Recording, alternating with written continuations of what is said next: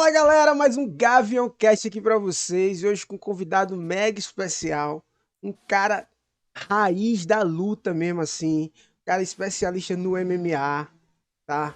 Já trabalhou e já foi coach aí, preparador dos caras do UFC, como Maurício Shogun. O cara tem um background aí, tanto como atleta e treinador, especialista em kickboxing, especialista em boxe, em jiu-jitsu e MMA, né? Preparador físico aí de atletas de alto nível, né? E também na área acadêmica, o rapaz tá fazendo mestrado na área de medicina, ou seja, bate-papo de alto nível aqui no Gavião Cast, né? Então eu vou chamar para vocês aqui o Danilo Dourado, mas antes a gente vai para a vinhetinha. Vamos embora, Gavião Cast. Certeza. Fala Danilo, como é que tá essa força? Tudo certo, cara. E com você? Tô bem, graças a Deus. Estamos Que aqui nessa bom. luta, né? Passando por É essa isso aí. essa situação da pandemia, mas eu acredito que estamos Sim, aí, todo mundo lutando como sempre, alma de guerreiro acima de tudo, né? com certeza. E parabéns aí pelo podcast. Eu já vi os outros episódios. Muito legal. A área precisa desse tipo de trabalho. Você é um cara que fala bem, que faz perguntas interessantes, é um cara simpático. Então, muito legal, cara. Tá de parabéns aí pelo trabalho. Muito legal, Gavião. Pô, obrigadão, obrigadão, Danilo. Pô, vindo de um cara que você que tem esse background aí, pô, Não, com sinto-me certeza. super, Sinceridade. super. Muito legal mesmo. Simbora, simbora, vamos embora. Danilo, você é um cara bem conhecido no meio da luta, uma trajetória show de bola, mas se apresenta aí pra galera, fala pro pessoal aí quem é o Danilo, como foi que começou, como foi essa paixão pela luta, esse começo aí, sua cidade. Tá. É o seguinte, eu nasci no dia 28 de dezembro de 1981 em São Paulo, capital mesmo, e eu sempre pratiquei esportes. Sempre foi minha vida esportes. Eu nunca me imaginei fazendo outra coisa que não fosse esporte. Os esportes foram mudando de acordo com o tempo, né? Eu joguei futebol praticamente até o começo da minha adolescência. Treinei remo dos 12 aos 15 anos, que foi um esporte que eu me desenvolvi bastante e tive um contato muito grande com o treinamento, porque o nosso treinador era um cara que já tinha ido para 2 Olimpíadas, então realmente ele passava um treinamento que abriu bastante minha cabeça para isso. Eu tinha feito karatê quando eu tinha 6 anos, 7 anos. Eu fiz karatê dos 7 aos 10 anos, mas eu fazia meio que não obrigado, mas era uma atividade suplementar. O meu objetivo, assim, eu sempre gostei muito de futebol, então eu queria ser jogador de futebol e era só nisso que eu pensava. Mas eu fazia karatê, o meu irmão fazia karatê, levou até bem mais longe, e eu fiz karatê por um tempo, uns 2 anos e meio. Depois, como eu disse, continuei jogando bola, fui fazer remo, fiz remo dos 12 aos 15 anos, me dediquei exclusivamente a isso. Tive uma lesão séria, né, uma tendinite séria, meio que abandonei o remo. E quando eu parei o remo, eu falei, cara, eu quero entrar num esporte onde eu possa me desenvolver, um esporte onde eu tenha grandes desafios, né? E aí eu fui falar com um amigo meu, um cara aqui do bairro, que era um cara conhecido por lutas e por treinar artes marciais, e eu comentei com ele, conversei com ele, falei, pô, cara, quero treinar artes marciais, você me recomenda algum lugar? Ele me deu um endereço, e aí eu tava de bicicleta e fui até esse lugar, devia ser uns 20 minutos da minha casa, e quando eu cheguei lá era uma academia de kickboxing. Então, dos 16 para os 17 anos eu entrei nessa academia. E daí vim até hoje, né? Tenho 39 anos, e aí fui passando pelas modalidades, às vezes conciliando algumas delas. Então, comecei no kickboxing, depois senti uma necessidade de afiar melhor a minha parte de mão, comecei a treinar boxe, depois fiquei um tempo paralelo boxe e kickboxing. E lógico que a gente vai mais a fundo nessa conversa durante o nosso bate-papo, mas só resumindo para dar uma visão geral. Depois disso, eu comecei a treinar jiu-jitsu numa academia em São Paulo, que a gente provavelmente vai falar depois. E ali eu comecei a ter contato também com atletas do jiu-jitsu que queriam migrar para o MMA. E como eu era um cara que já tinha um background nas artes marciais de luta em pé, o boxe, o kickboxing, eu comecei a ajudar esses atletas. Então, alguns atletas migravam do jiu-jitsu para o MMA e eu ajudava e comecei a treinar eles. E daí foi, cara, daí foi indo. Eu comecei a entrar no MMA, comecei a treinar MMA também, fiz algumas lutas e treinei atletas do MMA. E até hoje envolvida na luta, hoje com uma outra abordagem, eu trabalho bastante com aula particular hoje, mas sempre continuo com algum atleta, sou sempre trabalhando em algum camp de algum atleta profissional, gosto sempre de manter esse laço com atletas profissionais, mas hoje em dia mais focado assim nas minhas aulas particulares e em alguns seminários, agora não podendo viajar muito por causa da pandemia, mas fazendo viagens para dar aula e ficando temporadas fora e levando meu trabalho e conhecendo pessoas, culturas e vivendo a vida, fazendo as coisas que eu gosto e vivendo a vida através do esporte. Show de bola. E, ô Danilo, mas me diz uma coisa. Eu sempre costumo perguntar ao pessoal aqui, na realidade, assim, resgatar mesmo aquele começo assim, cara, como foi a chegada, esse início? Uhum, Tipo, a gente sabe que, assim, existe uma diferença, principalmente existia na realidade, né, uma diferença do Nordeste pro Sul, pro uhum, Sudeste, né, nessa questão do esporte, né? O Sul, o Sudeste sempre tiveram um pouco mais à frente que o Nordeste aqui.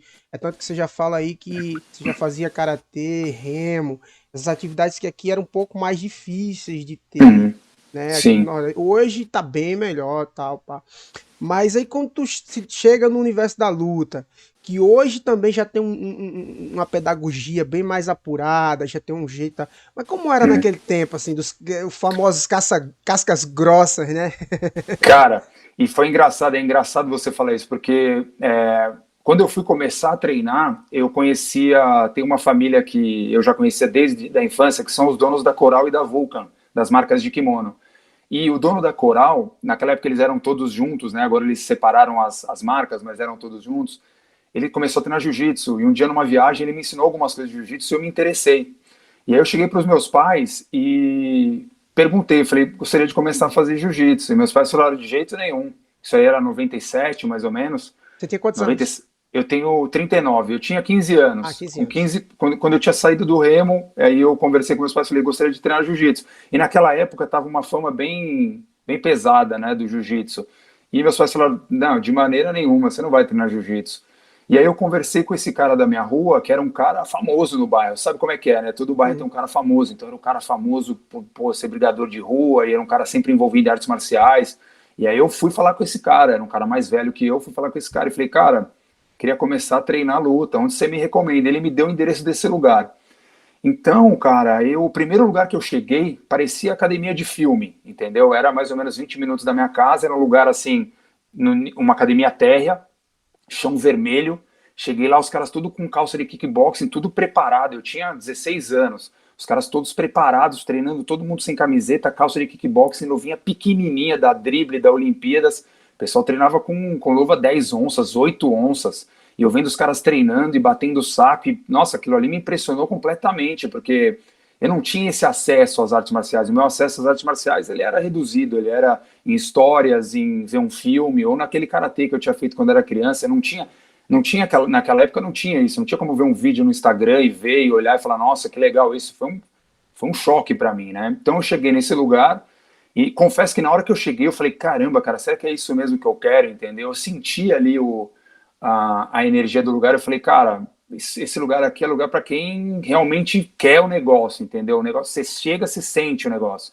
E eu comecei a treinar nessa academia, entendeu? E, cara, eu sempre fui um cara muito constante, né, nas minhas coisas. Então, assim, eu não falto, sabe? Eu não só falto quando eu tiver que fazer uma viagem, alguma coisa muito importante e sempre sei com antecedência. Então, eu não falto. Eu comecei todos os dias.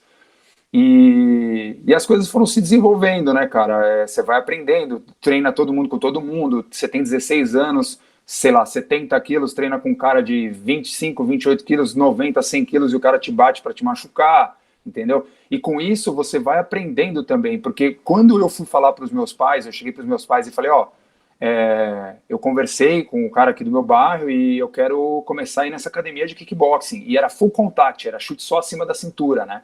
Então é o soco do boxe e o chute só acima da cintura. E é uma arte marcial bem técnica, bem legal. Hoje não tem muitas academias, mas na época era bem. Tinha bastante aqui em São Paulo e é uma arte marcial bem técnica, bem legal. E eu comentei em casa com meus pais e falei, ó, tô a fim de fazer kickboxing, full contact. Eles não sabiam muito bem o que eram, o que era, mas eu expliquei. Eu falei, é como se fosse um karatê. Eu sabia que eles gostavam do karatê, porque a gente já tinha feito. Falei, é como se fosse um karatê mais moderno, né? E eu lembro que meu pai deu o dinheiro, meus pais deram o dinheiro da mensalidade, e meu pai falou assim: a primeira vez que você chegar machucado em casa, eu já não vou deixar mais você fazer. Então você imagine num lugar desse, onde você treinava com caras com luvas minúsculas, entendeu? Caras muito mais preparados do que eu, porque eu estava começando.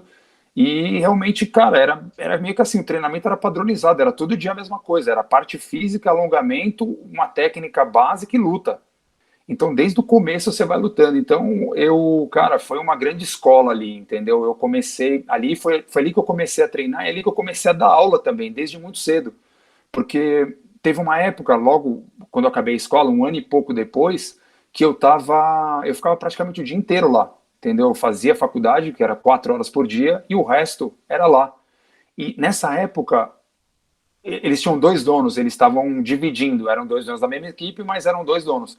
E um dos donos era um cara que era super enrolado, então ele tinha academia, mas ele vendia carro, ele tinha vários rolos, ele tinha várias coisas, e como eu ficava o dia inteiro na academia, ele meio que se aproveitava de mim. Então ele ligava para mim e falava assim, eu ia no primeiro treino das 7 horas da manhã, e ele falava assim, pô, tem como você abrir a academia às 7 da manhã? Aí você puxa o treino, já treina junto, aí depois tinha um treino às 9, então ele falava, eu devo chegar umas 8. O treino começava às 7 e acabava às 8h30. Depois eu chegava às 9 e às 10h30. Então quando chegava umas 8 horas, que ele falou que tinha chegado, tocava o telefone da academia. Ele falava, Dan, você não vai acreditar, cara, fui vender um carro aqui na Penha, o cara me deu um bolo, o cara ainda não chegou, tem como você puxar outro treino? E nessa era quase todo dia. Então todo dia eu ia treinar de manhã e puxava um treino. Aí já puxava 2 treinos de manhã. Aí eu almoçava, ia para a faculdade e voltava. Aí treinava à noite. Então, assim, desde o começo, eu comecei também a dar aula. Então, isso me ajudou muito. Eu dava aula para criança, dava aula para iniciantes, e aí depois comecei a dar aula para grupos mais avançados. E daí as coisas foram surgindo. Comecei a dar mais aula também, e foi assim o meu começo na luta.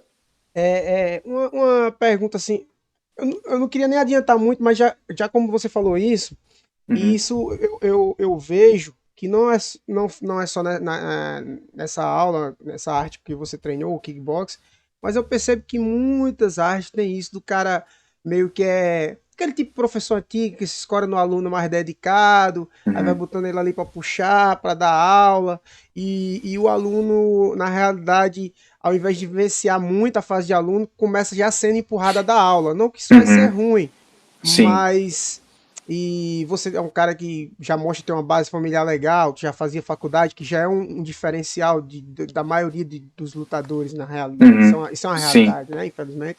Então, assim, você acha que esse processo é um processo normal, atrapalha, ajuda? No seu caso, a gente sabe que foi diferenciado, mas como que você enxerga esse processo aí, dos professores que fazem isso aí? Não querendo Cara, ser polêmico. não, sim, eu acho assim, Gavião, eu acho que tudo quando é bem conversado e às claras e com sinceridade é legal, entendeu? O que acontece muitas vezes é que acaba indo meio que no embalo, entendeu? Então, assim, do jeito que foi feito, muitas vezes, não foi de uma maneira legal. O resultado final foi legal, entendeu? Eu agradeço pela oportunidade de ter podido dar aula desde o começo e ter me desenvolvido bastante nessa área também, mas eu acho importante tudo ser às claras, entendeu? Então, o professor quer fazer um negócio desse, conversa, fala, ó, eu tô pensando, ou se não, fala sinceridade, ó, tá difícil para mim, eu tô fazendo outras coisas, você pode puxar o treino para mim por tempo indeterminado? A resposta seria a mesma, eu trabalharia do mesmo jeito, para mim era ótimo aquilo, entendeu? Era um posicionamento para mim também, entendeu? Então, para mim também foi um upgrade, entendeu? Então, eu não falaria não. Eu acho que tem que ser conversado, porque tem pessoas que podem querer e pessoas que podem não querer, entendeu? Eu acho que beneficia bastante se a pessoa tiver com essa intenção, eu acho ótimo. Mas, jogando as claras, eu acho que não tem problema nenhum. Não, não. Eu entendo. É porque, assim, eu tenho um pensamento do aluno, ele vivenciar cada. É porque muitos esportes que têm graduação, um exemplo, jiu-jitsu, Sim. judô, a capoeira, né? Uhum. Então, assim, quando o aluno vivencia mesmo cada fase, né, não Sim. se antecipando a dar aula, principalmente artes marciais que tem muita graduação, Sim. então eu acho que a pessoa tira um pouco o foco de uma coisa para outra, né? Sim. Mas vamos voltar um negócio aí. Nesse tempo aí você estava lutando, e eu Uhum. associo também uma coisa hoje. Hoje a gente tem muita informação e pouca vivência. Uhum. Antigamente você tinha mais vivência e pouca informação, você Com acredita? certeza. Acredita? Eu acho que a gente entrava mais de cabeça. Não é que a gente era alienado, mas você questionava menos também. Então a gente vê muito, questionar é importante para evolução, é muito importante. Mas é importante também você entrar numa academia, você sendo adolescente, independente da idade que você está, mas principalmente na sua formação, na sua infância, na sua adolescência, e você vivenciar aquilo. Você acreditar nas pessoas que estão ali. E você vivenciar aquilo tão fortemente que você realmente acredita que aquele lugar é o melhor lugar do mundo e que aquelas pessoas podem vencer qualquer pessoa do mundo. Então, isso também fortalece a equipe. E isso fortalece também a sua autoestima, entendeu? Você se desenvolve também dessa maneira, né? Então, tem esse lado, né? Tem o lado da a informação também é bom porque você cai menos na mão de picareta, né? Porque o que era feito antigamente era em muitos lugares era na base da mentira, né? Todas as academias o cara era o melhor do mundo, então alguma coisa não podia estar certa, né? Se toda academia tem o melhor do mundo, alguma coisa não está certa. Mas assim, né? Mas assim, você vivenciava mais, eu acho, sabe? Você tinha mais tempo também para pensar. Eu lembro assim, cara, desde o começo, esse amigo que eu falei para você, que foi o cara que me indicou para essa academia, né? Porque ele tinha acabado de ter uma filha.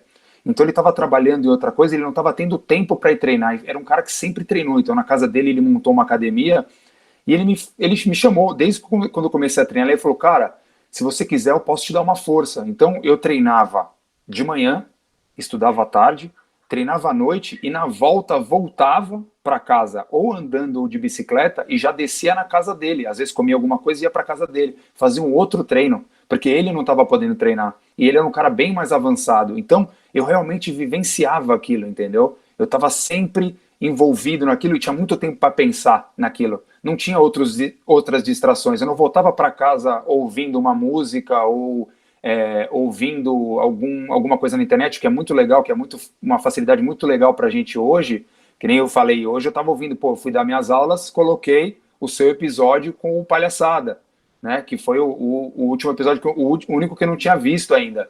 Então, assim, essas facilidades são boas, mas naquela época, eu voltar para casa depois de um treino andando ou de bicicleta, você tinha muito tempo para pensar. Então, eu treinava com esse meu amigo, chegava em casa, levantava o colchão da minha cama e ficava treinando no colchão da minha cama. Então, assim, realmente você vivenciava 100% aquilo, você tinha menos distrações. Hoje você tem mais opção e mais distração, né? Então é complicado balancear. E eu percebi essa sua fala realmente, assim, casa com o pensamento, que tipo, quer questionar, questiona antes. Até conhecer o mestre, o professor, agora é esse, então eu vou fazer aqui, seguir a linha e Exatamente. tchau, né? Porque não Uhum. adianta você vai treinar com um cara, aí toda hora tá questionando ele, então Não dá, não dá, não tem que gerar uma confiança, né? exatamente. Tem que gerar uma confiança e você não pode quebrar o processo criativo e de pensamento do teu professor e de ninguém, né? Então, se ele está fazendo aquilo é porque tem algum porquê, certo? Você tem total liberdade de em algum momento você pode não concordar com aquela forma de treino, com aquela metodologia, com as técnicas, você pode achar o que for e você tem total liberdade para sair da sua equipe. Mas a partir do momento que você está lá, é importante você deixar a pessoa seguir a linha dela, né? Você dá essa liberdade. Você tem que ter liberdade para aprender e você tem que dar essa liberdade também, né? Verdade, verdade. Danilo, tô sempre anotando aqui, porque dentro desse bate-papo a gente vai conversando, aí já surge não é uma coisa roteirizada como eu tinha falado para você, né? Sim, Então aqui a sim, gente vai surgindo as perguntas, a gente vai falando. Me diz aí, dentro desse teu tempo do início, a gente ainda tá na fase inicial sua, sem ser uma fase tão sim. profissional assim. Aham. Qual foi, assim, uma luta que te marcou? Um cara da época que tu dizia, caramba, eu me inspirava nesse cara, ou profissional, ou até do bairro mesmo, que a gente sabe que existe, eu digo que existe muitos famosos anônimos, né? Dali Exatamente. da região, da cidade, do estado, né? Então fala aí Sim. pra gente. Cara, eu acho que esse meu começo foi uma mistura, né? Esse cara que eu tinha como referência no meu bairro, que é um cara que mora aqui, eu cresci, casei, eu tenho um apartamento hoje no mesmo lugar onde eu cresci, né? Então eu continuo convivendo com essas mesmas pessoas. Continua tendo uma academia no bairro. Foi um dos primeiros lugares que eu dei aula também. Ele abriu porta para mim para dar aula. E esse cara foi minha referência no começo e, né, acaba sempre sendo, porque ele era um cara que além dele ter essa fama no bairro de ser um cara que, pô, brigador de rua, um cara valente, um cara que não levava desaforo para casa e tal, ele era um cara muito técnico e ele treinava nessa outra academia que eu falei que eu comecei, que era uma academia de cara casca grossa e tinha todo mundo falava, todo mundo respeitava o cara. Então o cara era respeitado também numa academia de casca grossa. E quando eu fui para lá, eu também convivi com nessa academia por muitos anos e convivi com caras que treinavam comigo que eu realmente olhava e falava, cara, esses caras realmente são cascas grossas, iam em campeonatos e faziam acontecer e desempenhavam, entendeu? Mesmo hoje eu vendo que a técnica deles, alguns eram técnicos, porque eu acho que isso também é meio natureza do atleta, mas a técnica não era tão desenvolvida, mas eles venciam realmente nessa autoconfiança, entendeu? Nesse jeito de impor um jogo, né? E eram duros e treinavam muito forte. E nessa academia também a gente via, os donos da academia tinham muitas fitas cassetes, e a gente via muitos atletas, tanto do Brasil quanto de fora. Então tinha os desafios de kickboxing, tinha um cara chamado Ferdinand alguma coisa, que era um alemão, que era absurdo, cara super técnico. Tinha os americanos. Depois a gente começou a ver as fitas do K1, muito K1, Andy Hugh, Ernesto Rust, Peter Arts, entendeu? Eu via muito esses caras, muito esses caras. E os brasileiros também, tinha muito cara bom brasileiro. Na época tinha o Veras, que era um cara duro aqui de São Paulo, tinha o Gibi, tinha o Altaceste, que era um cara de Brasília que dava giros muito bonitos. É um cara que hoje eu tenho um contato aí por redes sociais, era um cara que tinha um domínio técnico muito bonito, batia andando para trás, dava chute na cabeça andando para trás, batia andando para trás, era uma técnica que eu não estava acostumado. Então, assim, era meio que bombardeado por informações, assim, de caras referências, entendeu? Então, esses foram os primeiros caras, assim, que eu me inspirei. E é claro, por exemplo, quando eu comecei a treinar artes marciais mais sério, assim, quando eu voltei, né, que nem eu tô falando do kickboxing, já existia o UFC, eu assistia o UFC. Mas a minha ligação era mais com o pessoal do kickboxing e do boxe, entendeu? Mais do kickboxing nesse começo. Mais a galera do full contact, ou do low kick, ou do muay thai. Então esses foram os caras que me inspiraram. E o que é legal é porque esses caras, muitos deles estavam perto de mim. Então eu pude vivenciar, pude treinar com caras que eu admirava no começo, entendeu? Então isso foi bem legal. Show de bola. Ô Danilo, aí me diz uma coisa, como foi essa tua transição aí? Beleza. Luta de em cima e tal, chute, soco. Uhum. Aí veio o jiu-jitsu, você já treinava, como você falou aí, você conheceu o cara. Aí como foi que você começou a fazer essa transição pro MMA? E como foi que você sentiu assim que, pô, tô indo a um passo, eu já tava a um passo do profissional, assim, tô realmente esse Uhum. negócio aqui é para mim mesmo e tal. Então, cara, é engraçado você falar isso porque assim, eu acredito que um dos motivos de eu ter parado de lutar, não fui um cara que fiz muitas lutas de MMA, mas um dos motivos de eu ter parado de lutar foi porque eu percebi que não era pra mim. Essa foi a verdade. Eu vou voltar para falar exatamente a sua pergunta, mas só antecipando, hoje eu percebo que não era pra mim. Era uma coisa que não tá dentro da minha natureza, entendeu? Fazer uma luta de MMA, de de passar pelas ocasiões que acontecem numa luta de MMA. Eu acho que eu me desenvolvi muito tecnicamente, eu tenho uma didática boa para ensinar, eu sei, eu consigo ver meus pontos fortes, mas como lutador, eu acredito que pouquíssimas vezes eu consegui atingir o meu potencial que eu pensei que pudesse chegar. Talvez pela minha natureza. Eu trabalhei isso muito tempo com um cara que me ajudou bastante, um psicólogo por um tempo, e eu queria saber, né, o porquê que eu não tinha atingido o que eu esperava que atingisse, baseado na minha técnica, baseado em como eu olhava as pessoas que estavam do meu lado, ou como eu olhava pessoas que eu já tinha treinado e que tinham conseguido um sucesso maior, e eu queria saber, né, o que será que estava acontecendo comigo, e ele me fez ver, na verdade, que não estava na minha natureza, não era uma coisa da minha natureza é uma coisa mais de no ganha-ganha, por isso que eu gosto tanto de ensinar, os dois saem felizes. Entendeu? No treino você também consegue fazer isso se você faz um sparring mais leve, seja no jiu-jitsu, no MMA também, no boxe, no kickboxing. Você consegue fazer um treino onde todo mundo sai feliz. No MMA é impossível praticamente isso, né? Você tem que ter habilidade, não habilidades, mas você tem que ter características que eu não tenho. E eu percebi isso tarde, né? Levei bastante tempo, insisti, aquela coisa, vou insistir, vou insistir, vou insistir, mas eu percebi que não era para mim. Mas voltando à pergunta, eu acho que tem um passo importante para dizer da minha carreira, tanto como atleta como treinador, que foi muito importante, que foi a minha transferência eu vou ser breve, mas da minha transferência do kickboxing para o boxe, que aquilo ali foi um divisor de águas muito grande. Porque eu comecei a treinar dentro do kickboxing, fui numa academia treinar com um grande campeão de Muay Thai, um brasileiro que estava aqui, e eu conheci lá o treinador de boxe dele, que era um cara que treinava boxe, já tinha treinado boxe no Centro Olímpico aqui de São Paulo, que é um centro de excelência, que formou vários campeões, formou vários atletas olímpicos, vários campeões nacionais, e eu fui treinar lá. E na época, era uma época que eu estava vivendo praticamente, exclusivamente disso. Eu só ia na faculdade, mas eu ficava o dia inteiro na academia. Então eu dava aula e treinava, dava aula e treinava. E a minha aula, na época, muita energia, ficava dentro do ringue praticamente o dia inteiro.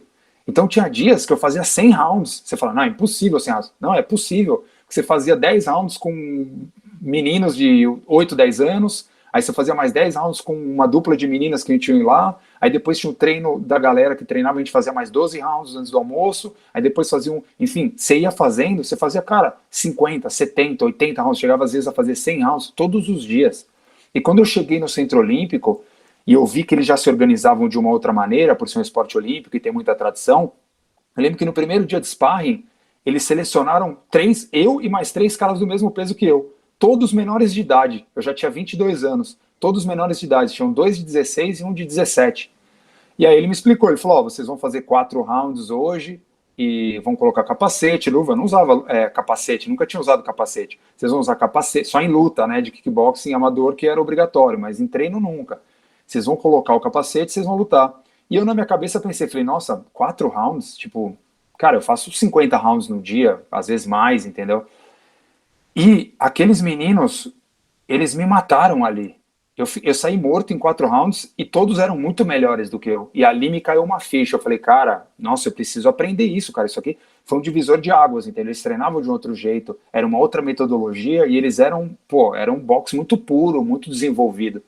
Então ali foi uma grande escola para mim. Ali eu ganhei uma grande confiança, porque a partir dali, em todos os lugares que eu fui, as pessoas me reconheceram como um bom striker, entendeu? Um cara que sabia chutar, claro, mas que tinha um boxe afiado, que era técnico. Então essa transição foi grande. Mas voltando para o MMA, e aí, quando eu estava largando mais o boxe, eu fiquei praticamente treinando exclusivamente boxe 2 anos e meio. Já tinha treinado boxe no kickboxing, depois voltei a treinar, mas exclusivamente competindo e treinando e vivendo isso 2 anos e meio. E aí eu tava já meio, cara, falei, cara, eu quero mudar de áreas. Rapidinho, só pra. Tá. Do kickbox, do boxe, qual que você competiu mais, assim, até campeonato brasileiro? Cara, então, o kickboxing eu competi muito, os campeonatos eram muito organizados, então na WACO eu lutei muitos campeonatos brasileiros, lutei campeonato sul-americano, lutei pan-americano. No boxe eu lutei mais vezes, mas eu nunca lutei em nível grande, até porque para você lutar um nível grande você tem que ser um campeão. E eu não cheguei a ser campeão, por exemplo, eu nunca fui campeão estadual de boxe. O que é muito mais fácil em algumas outras coisas. De kickboxing, eu fui algumas vezes campeão estadual, era bem mais fácil do que o boxe, porque ele era meio dividido, tinha as suas divisões e eu considero mais fácil. Por exemplo, o boxe é aquilo, é esporte olímpico, então você vai estrear, você tem um torneio de estreantes ali, a Forja dos Campeões, mas a partir daquele momento é o seguinte, você vai lutar, é o cara do seu peso, você vai lutar com um cara que foi para a Olimpíada. Então você tem meio ano de boxe, você vai lutar com um cara que foi para a Olimpíada. Então assim, e são sempre os mesmos que estão na cabeça. Então eu fiz alguns bons resultados, ganhei alguns campeonatos menores, fui semifinalista de alguns campeonatos grandes, fiz uma final de um campeonato grande, mas nunca fui campeão de um campeonato grande e nunca lutei um campeonato brasileiro, por exemplo, de boxe, né?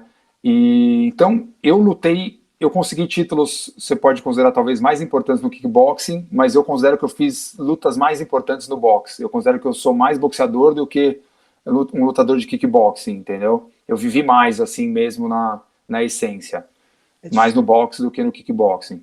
E às vezes até para as pessoas que não treinam ou que nunca participaram, às vezes não entende. Isso, eu vou te falar um exemplo meu.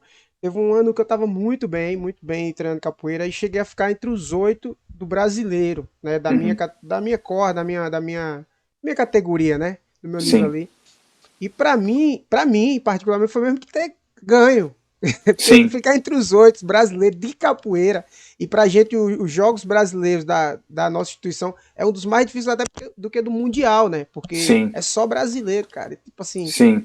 eu imagino como foi pra você isso aí no boxe, no geral. Exatamente, exatamente. E aí chegou um momento que eu falei, cara, é, isso aqui é legal, isso aqui é muito legal, mas eu já tive a vivência que eu estava procurando. Eu acho que daqui para frente eu quero vivenciar outras coisas. E aí nessa época, eu estava dando, aí que entra o Boca, o nosso amigo Boca na história. Porque eu estava dando Grande aula numa mestre. academia, grande mestre Boca, Wagner Guimarães. Estava dando aula numa academia e chegou ele e o Rafael Rosendo, que era um cara que eu conhecia há muito tempo atrás. Na época, acho que ele era faixa marrom de jiu-jitsu, eu conheci ele da praia. E ele foi na academia dar aula, na mesma academia que eu dava aula de boxe. E aí ele levou o Boca. E aí ele me apresentou o Boca, e o Boca estava chegando aí da Paraíba, e ele conversou comigo. O Boca, na época, ele estava aberto ainda para lutas de MMA, ele já tinha feito algumas lutas.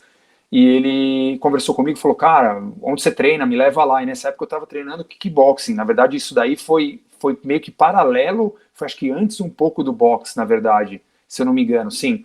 E aí eu levei ele numa academia de Muay Thai, ele foi no treino, e aí ele chegou para mim e falou, cara, se eu falar com o Teles e com o Tererê, de você dar aula lá, você aceita? Eu falei, aceito. E aí ele falou com o Teles e o Tererê, e eles falaram, pô, manda ele vir aqui. E eu comecei a dar aula de kickboxing na academia do Teles e do Tererê, na famosa TT Jiu-Jitsu, por causa do Boca, foi o Boca que me levou lá. E ali eu estava fazendo já a transição e eu via, putz, todo fim de semana você via os caras chegando com um monte de medalha, aí você vê André Galvão, Cobrinha, todos esses caras, aí via caras que eu não sabia na época, mas depois você vai conhecendo, aí você viu o Demian, aí você viu o Rafael Mendes, aí você viu o Michael Lang, todo mundo entrando, sempre com medalha, os caras tudo preparado, em várias faixas, ó, parabéns André Galvão pelo tricampeonato mundial, sabe essas coisas? Eu olhei e falei, cara, tô perdendo tempo, tô num lugar onde é centro de excelência, mais uma vez eu tenho a oportunidade de conhecer um esporte num centro de excelência, e eu comecei a treinar jiu-jitsu, dando aula de kickboxing na academia, eu comecei a treinar jiu-jitsu, e aí treinando jiu-jitsu, os caras sabiam que eu dava aula de boxe, de kickboxing e tal, e aí nisso começou as trocas, né? Então chegou um atleta, um cara aí do Rio Grande do Norte, o Erivaldo Caicó, que é de Caicó, mora na Pipa hoje em dia, e falou, cara, eu vou fazer uma luta, você me ajuda a me preparar? Eu ajudei ele, nós fomos para uma luta de MMA, e assim as coisas foram indo, eu comecei a vivenciar mais isso, né?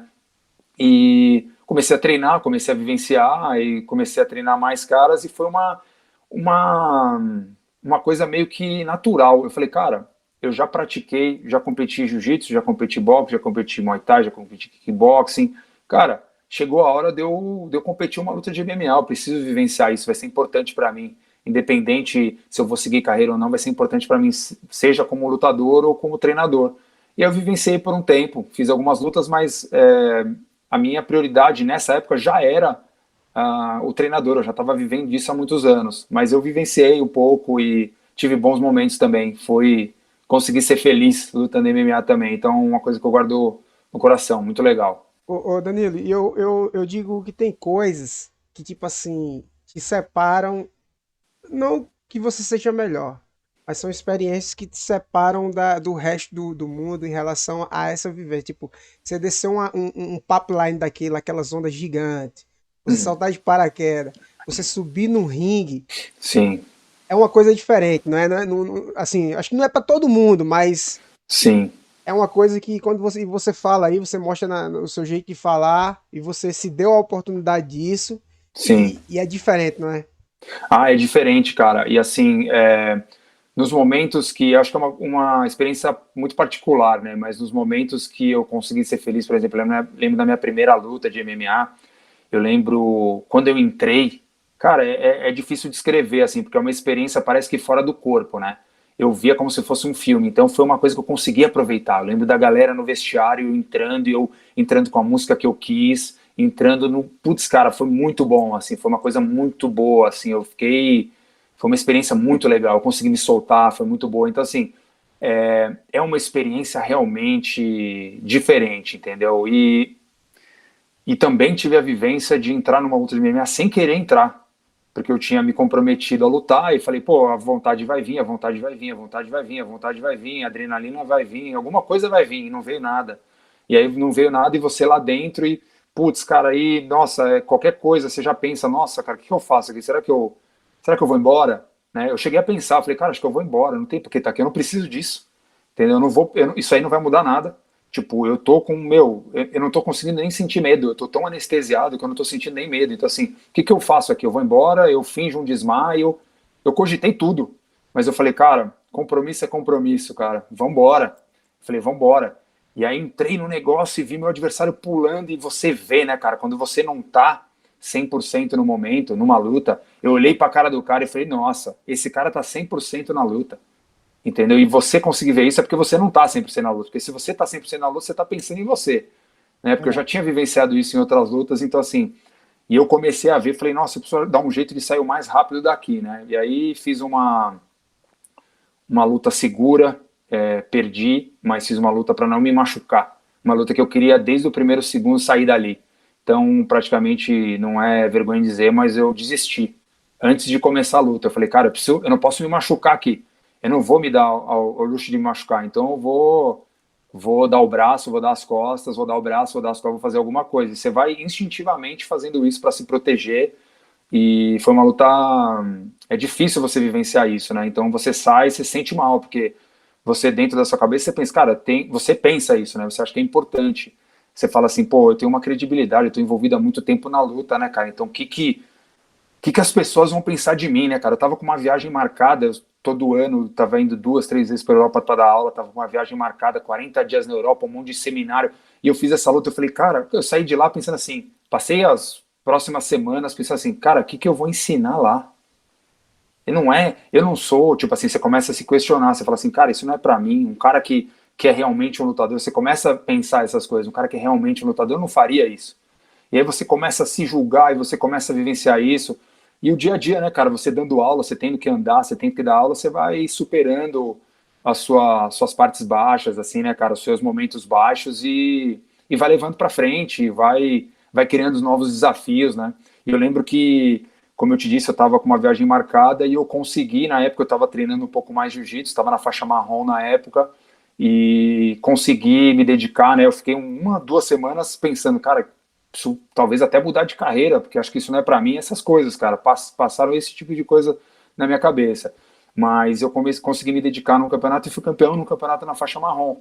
E aí aquilo, cara, nossa, aquele momento era um campeonato pequeno, foi um triangular, eu fiz 2 lutas. Eu ganhei de um cara, o outro cara ganhou do outro, e foi comigo, eu ganhei e fui campeão. Um evento pequeno, nada de relevância, mas assim, naquele momento, aquilo para mim, cara, foi, nossa, foi muito libertador, sabe? Eu fiquei muito feliz, cara, e me deu Reacende. mais, exatamente, deu gás de novo para fazer a viagem, entendeu? E vai, né, cara? São muitas derrotas, né, cara? Isso é uma coisa importante também de dizer. A gente é impactado muito por grandes campeões, por grandes caras, então você vê o jeito de pensamento dos caras e eles fazem, e tudo faz acreditar que isso é uma questão de escolha e que basta você acreditar e que não sei o quê. Mas tem outros fatores, né, cara? Tem o objetivo de cada um, a natureza de cada um, a vida de cada um e infelizmente ou felizmente não vai ser para todo mundo. E você vivenciar isso, a pessoa que é envolvida com a luta tem que estar preparada, porque é muita derrota também. Tem que estar preparada a perder, porque vai perder muito, às vezes vai perder mais do que ganha. E isso vai trazer muitos ensinamentos. E eu acho que faz parte mesmo essa questão de você passar por esse tipo de provação e se questionar. Eu acho que quem não se questiona, acho que aí tem algum problema, né? Você se questiona. Todo mundo se questiona. Mas será que é isso mesmo? Será que eu tô fazendo certo? Isso é Sim, natural, né? E eu acho que a resiliência tá aí. Em achar um momento que, não, cara, é isso mesmo. Até numa coisa, num evento pequeno, como você falou, e você uhum. sentir aquilo, não, não, é isso mesmo e tal. Sim, E continua. E na realidade buscando alternativas, né? exatamente. No seu caso aí, você, tanto na parte de treinamento, de coach, na parte acadêmica. Mas deixa eu te Sim, perguntar, aí como foi aí o trabalho com o Shogun? Como foi que surgiu? Que deu sim. que foi, qual foi os frutos que trouxe, tal? Cara, antes de tudo dizer que foi mais um divisor de águas, né, cara? Eu acredito que foi um ponto extremamente importante na minha vida e na minha carreira. Em 2008, final de 2007, acho que final de 2007 ou comecinho de 2008, eu estava dando aula numa academia aqui em São Paulo. E o manager do Shogun, um cara chamado Eduardo Alonso, o cara é excelente, é manager do Shogun, é manager do Demian e de outros atletas também, e é um cara excelente. Eu já conheci esse cara há muito tempo da academia de kickboxing, ele tinha treinado nessa academia que eu tinha treinado também, e ele treinava nessa academia que eu dava aula. E aí eles estavam indo, ele e o Shogun estavam indo, eu não lembro se foi no Japão, eles estavam indo para uma luta, para a segunda luta do Shogun com o Overeem. E eles pararam na academia enquanto eu estava puxando um treino de boxe. Eu já tinha feito um treino, enfim, um treino legal. E o Shogun entrou e começou a ver o treino. Começou a ver o treino, eles ficaram conversando, começou a ver o treino e tal. E depois, na hora de ir embora, eu falei, cara, boa sorte na luta, gosto de ver suas lutas tal. Ele, pô, obrigado, vai ser legal, enfim. Quando o Eduardo Alonso, que era o manager do Shogun, chegou no aeroporto, ele ligou para mim e falou assim, na verdade, minto, ele ligou para o outro professor que dava aula comigo e falou, ele não tinha meu telefone, a gente era próximo, mas na época a gente tinha perdido um pouco o contato e, enfim, ele falou, cara, preciso do telefone do Danilo. O Shogun foi falando bastante dele no caminho, falou que gostou do treino, gostou dele e achou gostaria de conversar a respeito de uma possível parceria. E ele me ligou e falou, cara, o Shogun falou que gostou do seu treino, gostou de você como pessoa, e, cara, os caras estão saindo da chutebox, vão montar uma nova equipe, e, cara, estão querendo professor de boxe. Ele perguntou, ele falou, cara, e você, né? Perguntou, e o Danilo? E ele me perguntou, ele falou, cara, você aceitaria esse desafio? Eu cheguei para ele e falei assim, ó, cara, se você me der 2 horas, eu falo em todos os lugares que eu dou aula, ligo para minha família, pego minhas roupas e em 2 horas eu estou dentro de um ônibus na rodoviária Tietê e posso ir para Curitiba, posso sair daqui a 2 horas. E o cara, não, calma, a gente vai, tem primeiro a viagem, depois a gente vai voltar, eles estão em fase de transição da academia, e você espera e já tá certo, e você vai, beleza, e ok. Beleza. Passou um tempo, eles entraram em contato comigo de novo e falaram assim, cara, o Shogun tinha se machucado. Falou, cara, o Shogun tinha se machucado, tá machucado, mas o Ninja, que é o irmão do Shogun, ainda lutava na época, cara, grande amigo, grande atleta também. E ele falou, o Ninja tá precisando se preparar para a luta, você não quer vir para cá? A gente faz uma experiência de 15 dias, você fica aqui, você fica num hotel legal. Eu falei, pô, tranquilo, lógico. Eu estava tão envolvido que eu já cheguei e fiz uma coisa até imprudente, inconsequente. Eu cheguei nas academias que eu dava aula, eu nem cheguei e falei, ó, eu vou ficar 15 dias de experiência. Eu já falei, ó, tô indo. Eu tô indo, muito obrigado pela oportunidade. Eu não posso dar um aviso prévio, entre aspas, porque, cara, a nossa área é assim, é a oportunidade agora, entendeu? É. E eu vou agora, não posso perder isso. Coloquei amigos para dar aula ali nos meus lugares, no meu lugar, e fui para lá. E aí cheguei lá e comecei assim, puxar um treino para o Ninja. O primeiro dia ele gostou bastante, depois eu puxei um treino para a equipe. A gente treinava numa academia pequena na época, que eles estavam em fase de transição, não tinha o próprio espaço. E a galera gostou. E aí eu tava na casa do Shogun e do Ninja, a gente tava fazendo churrasco na casa da mãe dele na época. E aí eles mandaram um rádio para um dos outros atletas, que é o André Dida, que é um cara que é líder de uma equipe lá em Curitiba, Evolução Thai, que na época lutava MMA e também lutava o K1. E o André Dida falou com ele, e aí o Ninja e o Shogun falaram, e aí, gostaram do treino dele? E o cara falou, meu, gostamos pra caramba, cara, seria muito bom esse cara aqui ficar aqui com a gente. E aí eu fiquei, né, cara, daquele jeito. E o Shogun chegou pra mim e falou, cara, você ficaria mais? Eu falei, por tempo indeterminado? Eu falei, com certeza. Então cara, dali eu fui ficando. Eu fiquei 1 ano e 2 meses. Então, essa experiência, cara, foi muito importante. Depois o Shogun voltou, a gente foi a volta dele pro UFC. Ele tinha já feito uma luta no UFC, tinha perdido pro Forrest Griffin, a primeira vez que eles lutaram, que ele perdeu. E ele ia se preparar para uma luta pro Coleman, a revanche, porque ele tinha quebrado o braço no Pride e ia lutar no Coleman. Então eu preparei ele para essa luta e uma parte para a luta do Chuck Liddell. E, cara, eu vivenciei muitas coisas legais lá, fiz grandes amigos, vivenciei 100% a cidade e a academia. Eu morei na academia 6 meses, 6 para 7 meses, né? Morei em 5 lugares em 1 ano e 2, 3 meses, sabe? Então, cara, tinha dias que eu nem saía da academia. Na época que eu morei, então, era o ponto de encontro. De sexta-feira a gente comia pizza, todo mundo saía sempre para almoçar e jantar. Principalmente os outros treinadores e os atletas que estavam começando. O Shogun e o Ninja já eram caras bem estabelecidos, já tinham, né, cara, família, já tinham esposa, já tinham a vida deles, mas estavam junto com a gente também. Mas com os outros atletas também. Realmente foi uma experiência muito rica, cara. E quando eu saí de lá em 2009, porque eu achei que era o momento. Eu falei, cara, eu vivi o que eu tinha para viver aqui. Né? Assim que eu falei que ia sair, eu me dei uma pequena arrependida, mas eu falei, cara, vamos para frente, entendeu? Eles falaram, cara, tem certeza, continua um pouco mais. Eu falei, cara, eu acho que para mim tá bom, eu tô...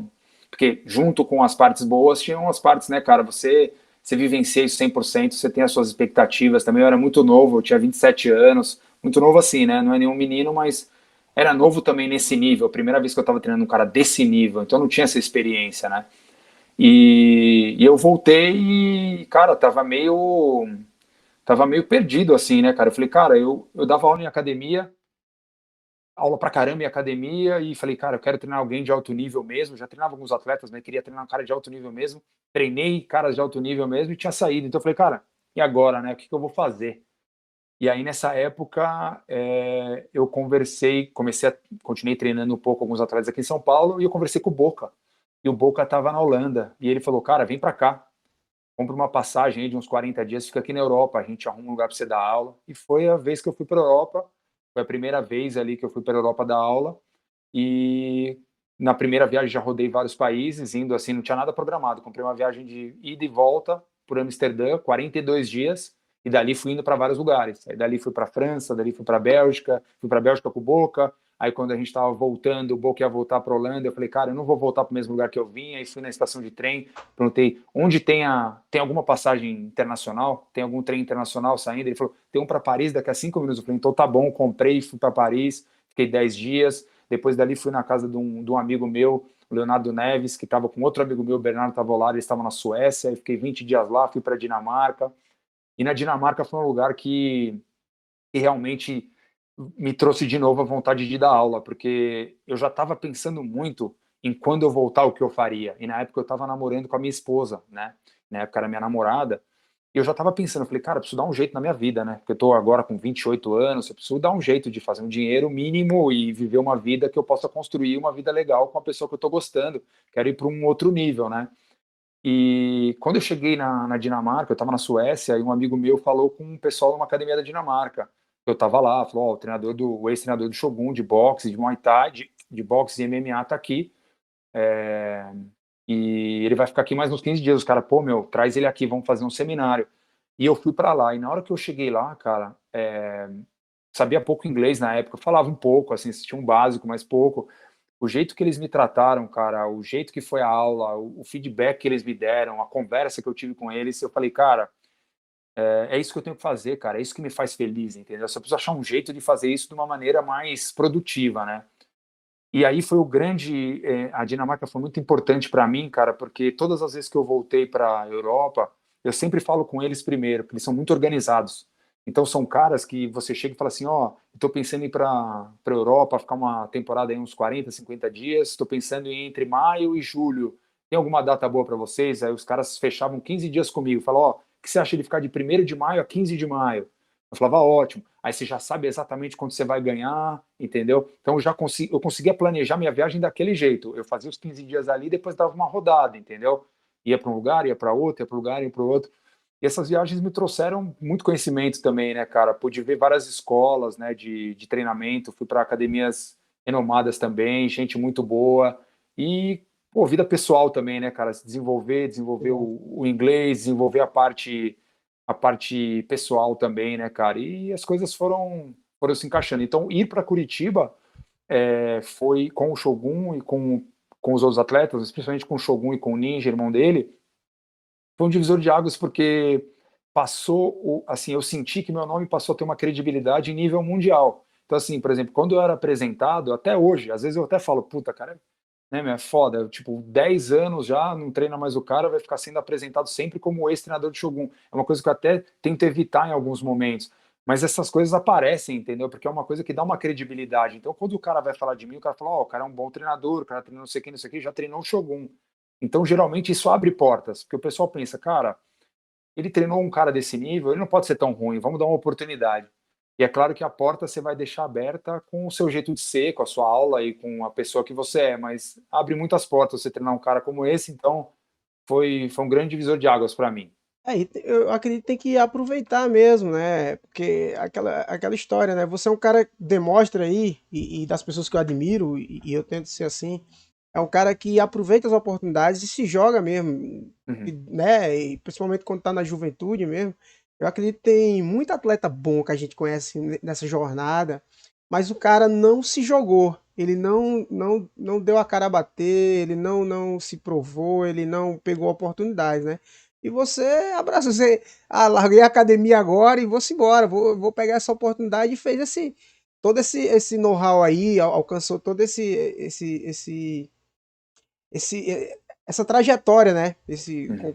Tanto com os atletas Sim, profissionais de nome, como com o seu network no mundo, né? Na Europa, né? sim, E com você falando de certeza. Boca, Boca é esse cara, né, cara? Boca é um cara muito sangue bom que ele agrega as pessoas, né? Com Minha certeza. pergunta é em relação a isso, assim, tipo, tanta luta, né? Eu acho que a luta, ela tem muita coisa boa, né? Que é isso, esse network, né? Com Essa certeza. troca, né? Mas também tem muita coisa, tem muita gente aproveitadora, né, Danilo? Uhum. Com E, certeza. o cara tem que ter cuidado nessa questão, né, dos aproveitadores, né? Com E certeza. o que é que eu ia te perguntar?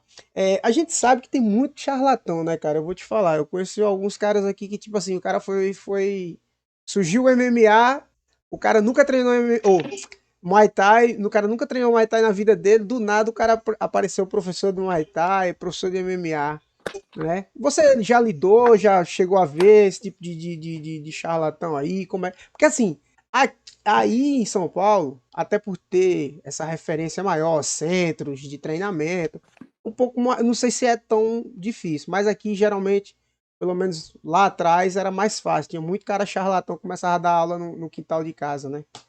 Cara, eu acho que charlatão tem em todos os lugares, viu, cara? Aqui já conheci vários, entendeu? Até hoje. E o que é curioso, né, cara? Porque eu achei que com o desenvolvimento aí do Google e das redes sociais, caísse um pouco. Porque hoje é simples, né, cara? O que você fala dá meio pra checar. Tem coisa que nem tanto, mas se você mente coisas absurdas, cara, pô, conheço pessoas que se auto-intitulam 3 vezes campeão mundial de Muay Thai. Assim, pô, é uma coisa, não é difícil de você checar, certo? Não é difícil, você vai lá e checa e você vê, entendeu?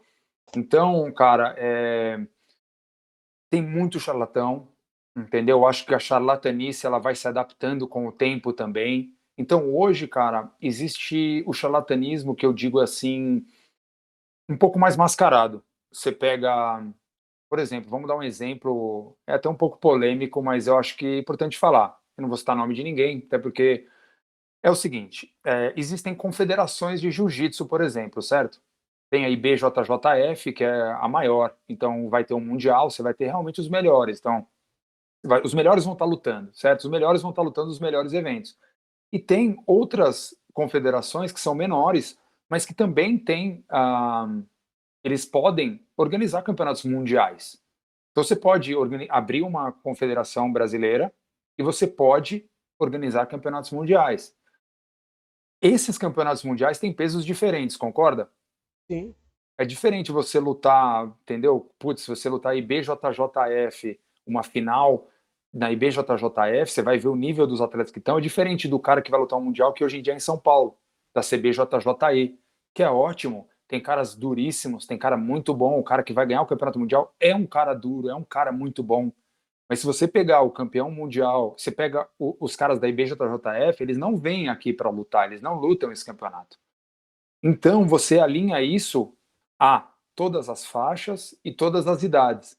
Então, o charlatanismo, ele vem de um jeito que ele é chancelado hoje em dia, porque assim, hoje em dia um cara de 50 quilos, 62 anos, faixa roxa, ele vai lutar um mundial numa confederação menor, ele não vai ter adversário. Um cara de 60, 50 quilos de... Imagina um cara de 62 anos com 50 quilos. São poucos os caras, certo? Uhum. Aí você vai pegar uma faixa roxa lutando em campeonato de mundial. A chance desse cara não lutar com ninguém é muito grande. E ser campeão. Ou ele pode ser campeão, ou ele pode lutar uma luta e ser vice, ou ele pode perder, tem 3, 4 caras, ele perde e já é terceiro. Então, assim, o charlatanismo também vem desse jeito. Porque a partir do momento que o cara coloca, tipo assim, ó, eu sou, putz, sei lá, o cara bota terceiro lugar no Mundial, ou campeão mundial, ou segundo mundial, ele deixa de falar também essa diferença de peso, entendeu? Então, assim, o cara pode ser campeão mundial. Você vai à academia de cara, o jiu-jitsu tem muito campeonato, né? Então, assim, muitas faixas, muitos pesos, dividido por idade e tudo. Uhum. Então, assim, quase isso é uma das grandes forças do jiu-jitsu também. Por isso que o campeonato está sempre lotado. Muita gente é campeã. É difícil você ver um cara que lutou vários campeonatos e nunca ganhou um campeonato, entendeu? Então, assim, no jiu-jitsu, por exemplo, você consegue caras que vão se intitular e são mesmo. Você vai chegar, o cara é campeão mundial dessa confederação. Então, eu acho que ele vem mais mascarado hoje. Não significa que o cara é ruim, não significa nada, mas acho que as coisas têm que ser sinceras, entendeu? Não dá para você ganhar um campeonato numa confederação e você se colocar no mesmo nível do André Galvão, por exemplo. Você tem que saber o seu lugar também, e as pessoas que estão do seu lado também têm que saber. Porque se você não deixa claro isso, também é um charlatanismo, no meu ponto de vista. Você não está prejudicando diretamente ninguém. Você não está mentindo que você é professor de jiu-jitsu sem nunca ter treinado jiu-jitsu. Hoje em dia, ele é mais sofisticado o charlatanismo, né? Mas o charlatanismo continua. sempre vai ter gente querendo tirar vantagem e pegar frutos de uma coisa que não viveu, né, cara? É natural. Ô, Danilo, então, casando com isso aí, uma pergunta em relação a isso. Você acha que é possível o cara ser professor de MMA sem, tipo assim, sei lá, sem nunca ter treinado jiu-jitsu? Ele, no mínimo, ele dominar aí duas artes bem mesmo, assim, de... No seu caso, você tem um background aí de boxe, kickbox e de jiu-jitsu, né? Então, assim, você domina três artes aí que fazem parte do MMA, né?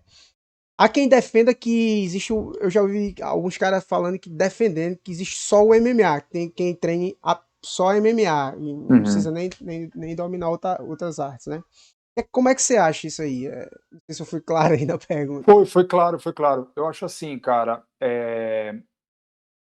eu acho esse lance, eu acho que existem casos onde você vai encontrar, se você procurar, você vai encontrar um bom treinador que não seja um cara especialista em nenhuma área, que tenha tido uma vivência geral em todas. Você vai encontrar também um cara que vai ser um excelente treinador que seja específico em uma modalidade. O cara pode dar um treino de MMA sendo específico em jiu-jitsu, ele pode ter uma visão. Eu acho que depende muito da pessoa, né? Mas fazendo a segunda pergunta, que é aquilo de o cara é especialista em MMA, cara, eu acho que o esporte é muito novo para a gente ter um especialista que não venha de alguma dessas, de alguma outra arte marcial, entendeu? De alguma outra luta. Eu acho que geralmente o cara vem.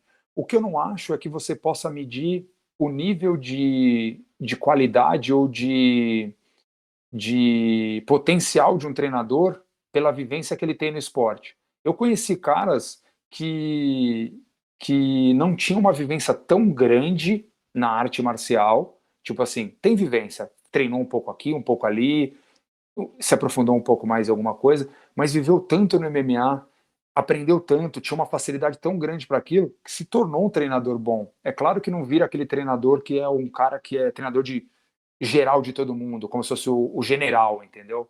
O cara não vai ser o general do treino, mas ele pode ser um treinador que faça parte de um grande treinamento sem ter tido uma vivência tão grande. É muito raro, mas eu acho que é possível. Entendi. E sem ter lutado, né? Pelo menos uma vez, né? Sem ter lutado, cara, eu acho que assim, esses dias eu tava vendo. Você já viu aquele programa do Chael Sonnen, que ele tem umas conversas? Ele tem como se fosse um podcast, mas não é um podcast porque ele não conversa com ninguém. Ele só É, faz um clipe, ele fala por 10 minutos ou 8 minutos de alguma coisa, ele faz a cada 2 dias sobre algum tema. Então tem algum tema, é. ele fala. E ele estava falando sobre uma história que não. Enfim, não vou me alongar aqui, mas ele citou um cara que, se não me engano, chamava Roy Pittman, um americano. O cara nunca lutou uma luta de. Ele nunca fez uma luta de wrestling na vida. Hum. E ele é o único treinador do mundo. Na verdade, ele está falando dos Estados Unidos, então eu posso ter me empolgado muito em falar do mundo, mas eu não lembro se ele falou mundo ou Estados Unidos. Que colocou um atleta em todas as Olimpíadas desde 1988. Ele é o treinador, ele nunca fez uma luta de wrestling. Ele é o único treinador dos Estados Unidos que colocou um atleta do time dele nas Olimpíadas desde a Olimpíada de 1988 em Seul. Então você ouve e você fala assim, cara, como assim? O Não cara pode nunca ser. lutou. Aí você olha, você vê, por exemplo, os treinadores daquela Jackson Wilcon-John, que é o Greg Jackson e o John Wilcon-John, acho que é John Wilcon-John, não tenho certeza, mas é o Greg Jackson e o Wilcon-John, que são os caras que são treinadores do George St. Pierre, do John Jones, do, putz, cara, um monte de cara, entendeu? Da Holly Holm, de um monte de outra pessoa. Cara, esses caras nunca lutaram. Aí você olha e você fala assim, cara, peraí. Aí você vê outros treinadores que já lutaram, que foram grandes. Tem cara que foi campeão, cara. Tem cara que foi campeão do UFC, tem cara que foi campeão do Pride, que nunca fez um atleta de ponta, entendeu? Então eu acho que o ensinamento, eu acho que as coisas são muito.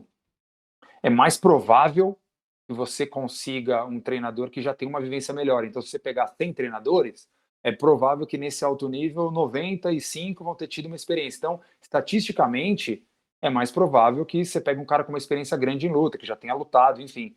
Mas você vai achar caras que não vão ter lutado, entendeu? Você vai achar caras que, teoricamente, a primeira vez você vai olhar e falar assim: meu, esse cara não deve saber nada. E o cara consegue conduzir um treinamento, entendeu? E tem cara assim que, tipo, até não luta, mas o cara estuda, né? Muito a área, o esporte, né? Eu conheço cara Exatamente. assim, tipo. e você vai falar sobre determinada luta com ele, o cara nem é essas coisas, às vezes nunca lutou tal, mas o cara conhece do primeiro treinador do cara, referência, e sabe histórias, estudou lutas e tal. Então, assim, dá um background legal, né?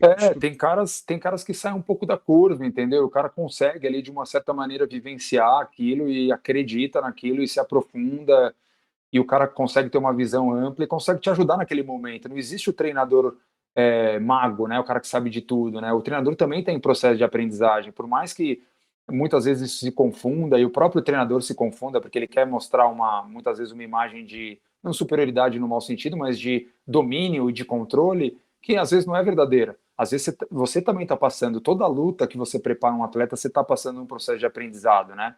Então, o cara que está aberto para esse aprendizado por muitos anos e está envolvido com bons atletas e é uma boa pessoa, é um cara pontual, é um cara correto, é um cara que consegue fazer ali uma manopla bem feita.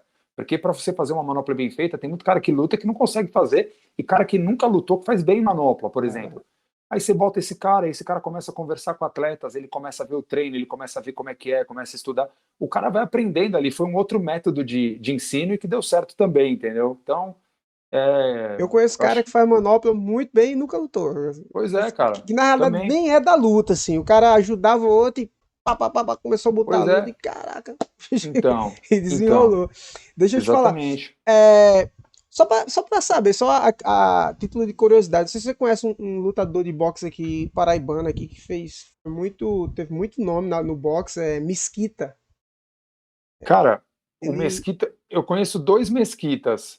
Tem um Mesquita que morava aqui, que lutava aqui e competia por São Paulo. Será que é o mesmo? O cara, Mesquita, o Mesquita, por acaso, era o que dava o treino na praia? Era ele? ele é Tem um também outro cara. adepto daquela religião do Muhammad, né? Ele também. Cara, eu não sei, cara. Eu conheço o Mesquita, não sei se é o mesmo. Eu lembro de outro treinador que também que dava aula na praia, na Paraíba, era o Juan, talvez? Cara, o Mesquita ele foi o pioneiro aqui, cara. Ele Tá. foi, ele foi o pioneirozão, assim, foi campeão brasileiro, foi campeão assim. Então, eu sei quem é, posso também, porque eu conheço dois mesquitas, mas assim, eu sei quem é, eu não sabia que ele era da Paraíba, mas eu acho que eu sei quem é, mas assim, não sei muito dele para poder falar, entendeu? Hum. Não, é só porque como a gente, na realidade ele é casado com a tia da minha esposa e assim, ele sempre foi uma referência daqui da Paraíba, aí Aham. só a título de curiosidade mesmo. Outra Sim. coisa, já eu gosto de conversar com quem sempre sabe mais do que eu e a maioria das vezes todos Não. sabem mais do que eu, porque são convidados aqui de excelência que eu chamo aqui. Depende do assunto, né? Não, mas de luta. Não, você também é casca grossa envolvido aí também, cara. E, assim, eu tenho uma dúvida enquanto ao wrestling, né? Que, tipo assim, Hum. é uma luta muito de raiz americana ali, praticada nas escolas, né? E a gente sabe, tipo, a galera que tem acesso e tem dinheiro, essa galera do MMA, conseguem Hum. trazer alguns treinadores para aqui pro Brasil e tal. Mas eu fico muito cismado, como do nada um cara aparece assim, dando aula aqui de wrestling, e eu digo, meu irmão, esse cara foi fazer essa jornada de aprendizado aonde, né? Porque Hum. a gente sabe, né, Danilo, que um mínimo para você ter um bom estofo aí para dar aula de alguma arte marcial é de 5 a 10 anos, dependendo da luta, né? Então, aí como é que você vê aí isso aí? Se você já sabe realmente se está crescendo aqui no país por conta do MMA? O que é que você tem? Então, é o seguinte, é legal falar isso porque hoje em dia a arte marcial que eu tô treinando, a luta que eu tô treinando é wrestling. Eu tô treinando com um cara aqui em São Paulo, um cara jovem, cara, tem 26 anos, 27 anos, chama Lucas Aniceto. Ele é 9 vezes campeão brasileiro de wrestling. É um cara que já competiu, enfim, foi campeão desde do juvenil, né, cadete juvenil, e foi crescendo 9 vezes campeão brasileiro. É um cara que está migrando para o MMA. Estou dando uma força para ele também nessa transição, na parte em pé e nas conversas, enfim. Cara, esse cara. Aqui a gente tem.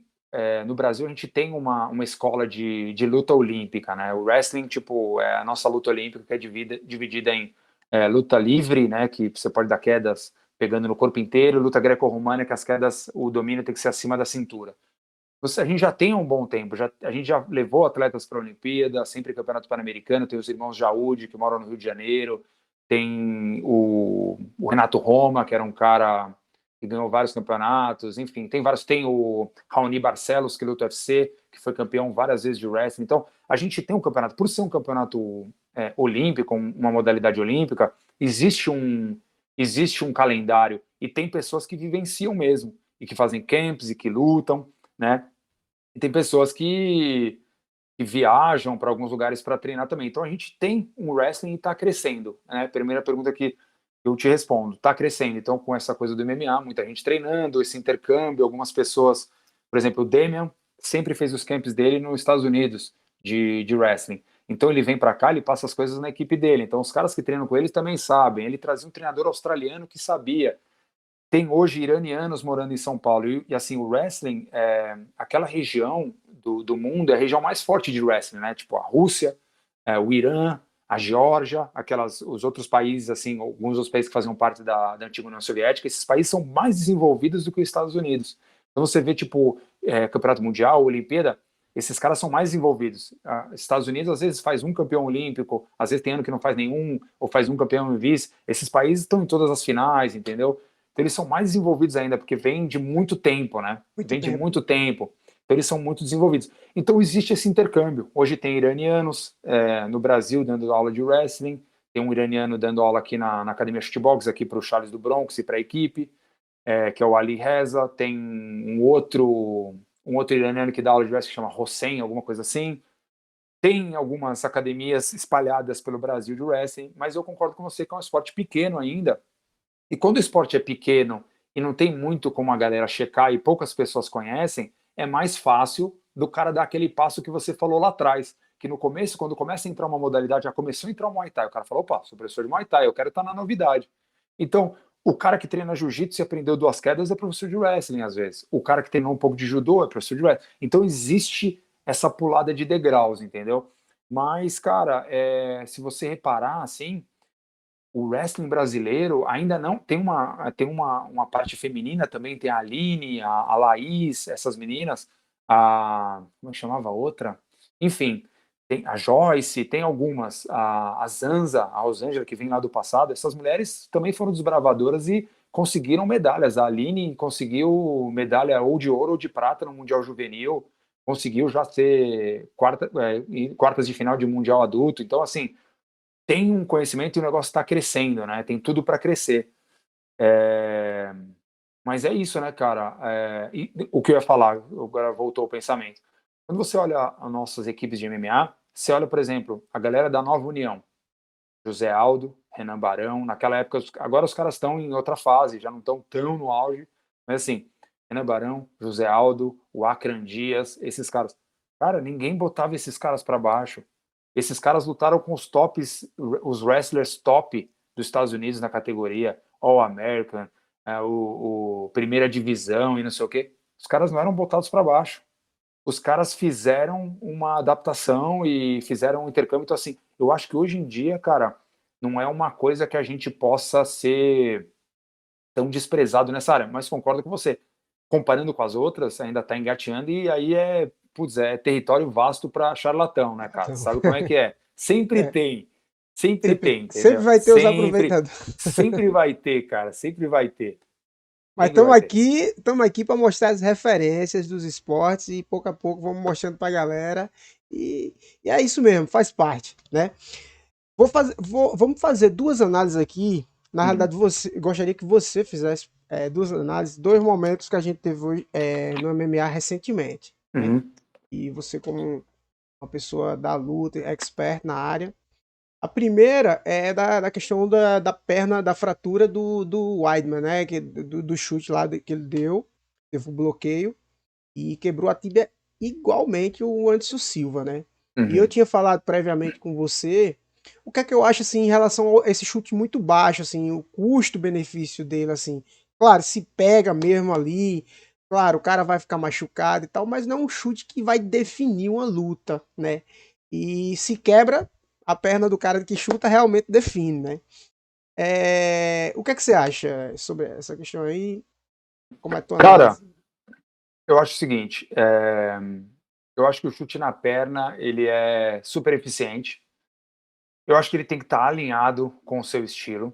Eu acho que a gente está numa fase de transformação no esporte e eu acho que chegou a hora, e alguns atletas já fazem isso, de realmente entender, tudo bem, você pode ser completo, você pode saber chutar, você pode saber tudo, mas tem coisas que você tem que fazer com mais segurança. Porque uma coisa é você pegar um cara que esteja preparado, até eu vi, você falou isso na conversa com o Felipe Verdun, foi Foi. legal pra caramba também a conversa. E quando você falou dessa lesão, você falou uma coisa legal, cara. Você falou, cara, tem pessoas que já estão sendo preparadas há mais tempo. Então o osso e o corpo se desenvolvem dessa maneira. E além disso, eu acho também que ele desenvolve não só a parte física e mecânica, mas também o timing. O cara que não nasce, por exemplo, o Weidman, ok, o cara é um atleta completíssimo, o cara foi campeão do UFC, o cara chuta, o cara soca, o cara dá pirueta, o cara finaliza, o cara dá queda, o cara dá joelhada voadora, o cara faz qualquer coisa, ok. Mas ele não se desenvolveu chutando na perna, entendeu? E aí você alia isso às microlesões e a tudo, cara, esses chutes, tipo assim, você bater ele ali naquele meio que começo da luta, você dá um chute com 100% ali, tipo, ainda com a canela, tipo, já faz aquela volta, porque o pé, né, se ele é interrompido a trajetória no meio do movimento, o pé continua indo e vai ter que ir para algum lugar esse pé, certo? Então, assim, você colocar. Eu acho que é muito. Você tem que ter muita segurança para chutar. E eu acho que essa é a característica de caras que são desenvolvidos. Você pega um cara, um exemplo, para falar a mesma coisa, mas falando uma coisa diferente. Você pega um cara experiente, quando ele consegue derrubar um cara no MMA, quando ele dá um knockdown no cara que o cara cai ali, o cara que é inexperiente, ele chega batendo igual um maluco. Ele dá 100 golpes ali, desses 100 golpes ele acerta 10 e às vezes o cara consegue grudar nele e dar uma respirada. O cara que é experiente pode olhar, os caras são muito mais assertivos. Eles pegam ali, só batem na certeza. Então o cara não desperdiça golpe. Eu acho que isso vale também para aquele chute. Cara, o cara que sabe, ele vai chutar na hora certa, então ele vai minimizar esses riscos. Ou o cara tem ali uma genética absurda e está acostumado que o cara chuta o que vier. Você pega o Edson Júnior, o Edson Barbosa. Cara, o cara chuta numa velocidade ali, ele não tá nem aí. Você pega a cara que chuta, que você vê que pegou só o dedão, você fala, nossa, se fosse o meu, o dedão quebrava na hora. E tipo, o cara chuta nada. Então, assim, eu acho que tem que estar alinhado, toda a sua técnica, toda a sua luta tem que estar alinhado a quem você é fisicamente, o seu background de luta e quem você é mentalmente. Não adianta você querer ser o cara que vai dar 30 chutes na perna do cara e o cara vai cair, porque se você não for esse cara, você vai se machucar e não vai dar certo, entendeu? Então acho que o chute é melhor, você tem que ter o timing certo para fazer e ele é mais assertivo se você chuta com o pé, porque ele chega mais longe e ele diminui o risco de lesão e não perde tanta força. Você fala, lógico, se eu ficar parado aqui, o cara pode ouvir isso e falar assim, é mesmo? Então fica parado aí que eu vou te dar um chute com o pé e um chute com a canela. Não, tudo bem, mas tenta por isso numa luta, né? Quantos chutes com o pé você me acertaria e quantos com a canela? Então, eu acho que é uma questão de custo-benefício aí que tem que estar sabendo, tem que estar muito ciente se você vai querer correr ou não, sabe?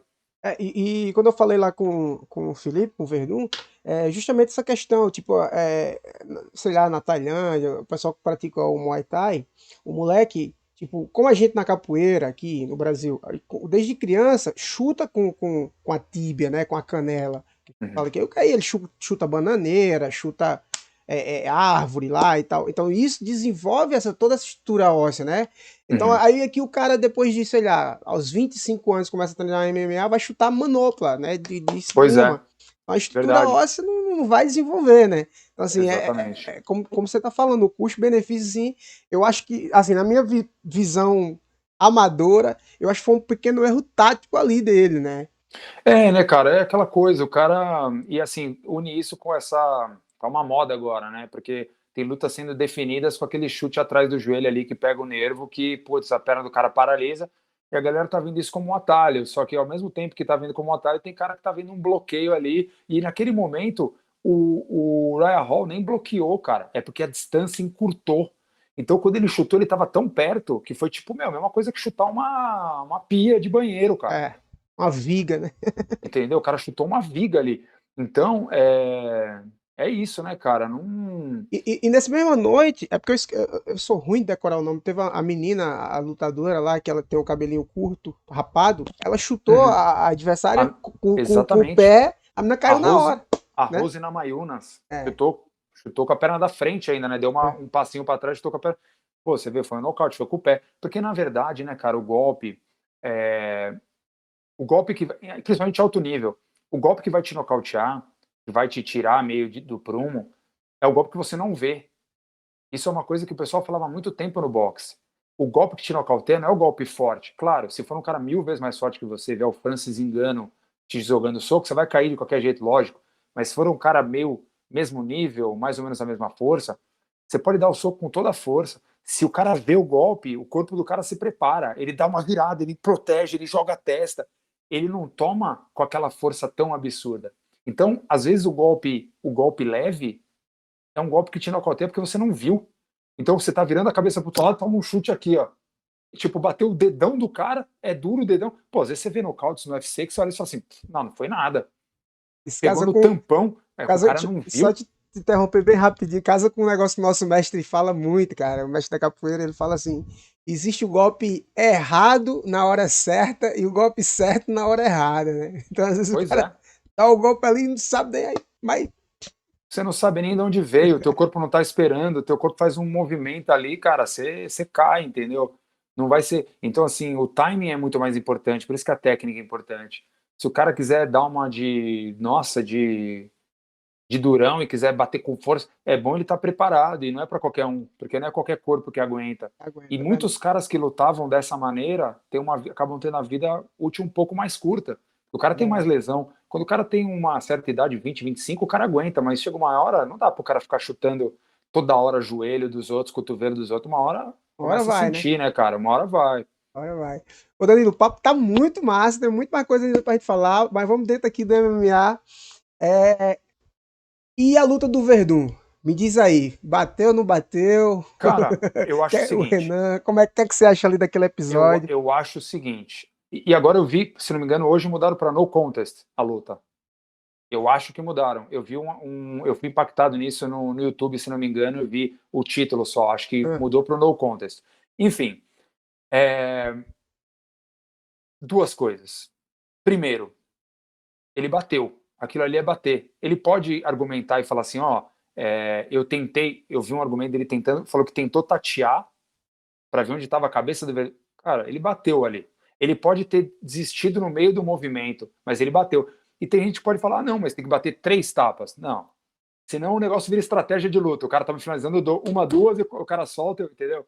Não dá. Bateu, fez o movimento da batida, bater, bateu, bater. entendeu? Agora, eu não sei. O Verdun, assim, eu não sei. Eu vi ele falando, eu sei que ele. Eu acho que quando o cara bateu, ele relaxou. Não é que ele relaxou o estrangulamento em si, o triângulo em si. Mas eu acho que ele relaxou, ele deu uma relaxada, falou: caramba, ganhei. E nisso É. começou a vir as mãos. E quando eu vi a mão, eu acho que ele sentiu a mão.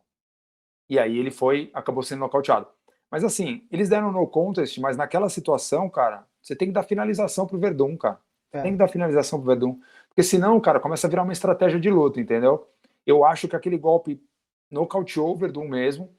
Não sei se realmente, eu não sei exatamente, eu não falei com ele, vi um pouco da fala dele, teria que falar com ele para saber exatamente como aconteceu, como que ele sentiu aquilo, mas aquilo é finalização.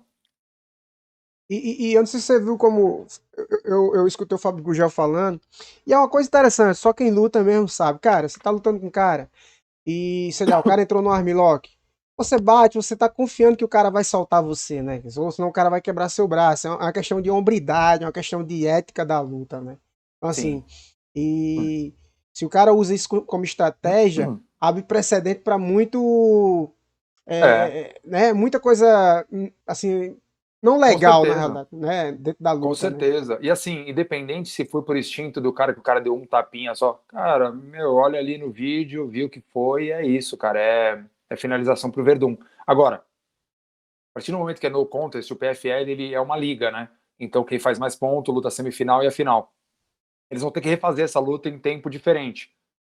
Eles vão ter que refazer essa luta, porque não tem como no contest, vai dar ponto para quem? Entendeu? Você tem que dar pontos. Então o cara que ganha Se você perde, você ganha 0 pontos. Se você empata, 1 ponto. Se você ganha 3. E aí você tem bônus. Se você nocauteia ou finaliza no primeiro round, você ganha mais 3 pontos. Se você nocauteia ou finaliza no segundo, mais 2 pontos. Ou se você nocauteia ou finaliza no terceiro, você tem mais 1 ponto. Então você pode ter 3 pontos pela vitória, 4, 5 ou 6. Foi no primeiro round, não foi, do Verdun?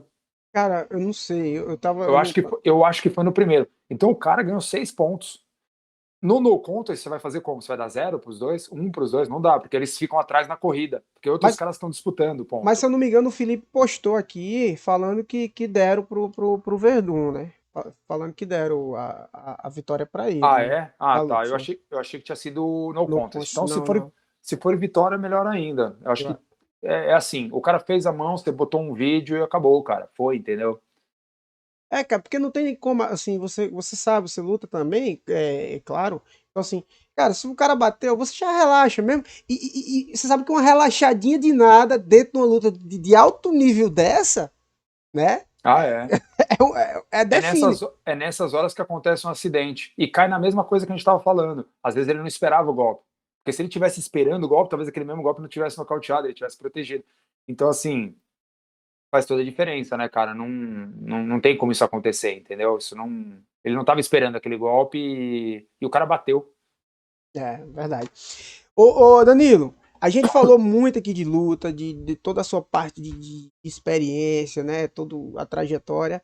A gente ficou devendo aqui, pro pessoal, a sua questão acadêmica, né, cara? Você é um cara que, junto com a luta, assim, eu digo que não é raro, não é raro. Hoje em dia, na realidade, já tem muito atleta que consegue fazer uma graduação de educação física. A maioria vai para educação física por identificação mesmo, né?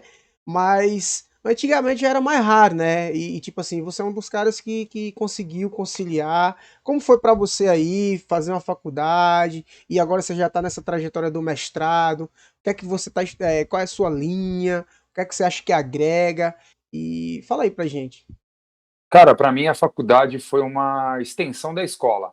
Na verdade, eu não tinha nem opção, entendeu? Era uma obrigação na minha casa, não tinha como não fazer faculdade. Quando eu saí da escola, eu fui fazer psicologia. Eu fiz um semestre de psicologia, mas falei, cara, acho que não é para mim nesse momento. E aí eu fui fazer educação física. E eu levei a faculdade, para ser bem sincero, de uma maneira bem tranquila. Eu não me dediquei muito na minha faculdade. A minha faculdade era o meu momento, entre aspas, de descanso. Porque na época eu estava treinando muito e do meio para frente para a faculdade, treinando muito e dando aula. Então a faculdade para mim era um descanso. Não era um nível de exigência muito grande, eu conseguia levar tranquilamente. Então não foi uma coisa que eu me dediquei muito. Para ser bem sincero, eu não aprendi nada na faculdade. É estranho dizer isso, mas não aprendi nada na faculdade.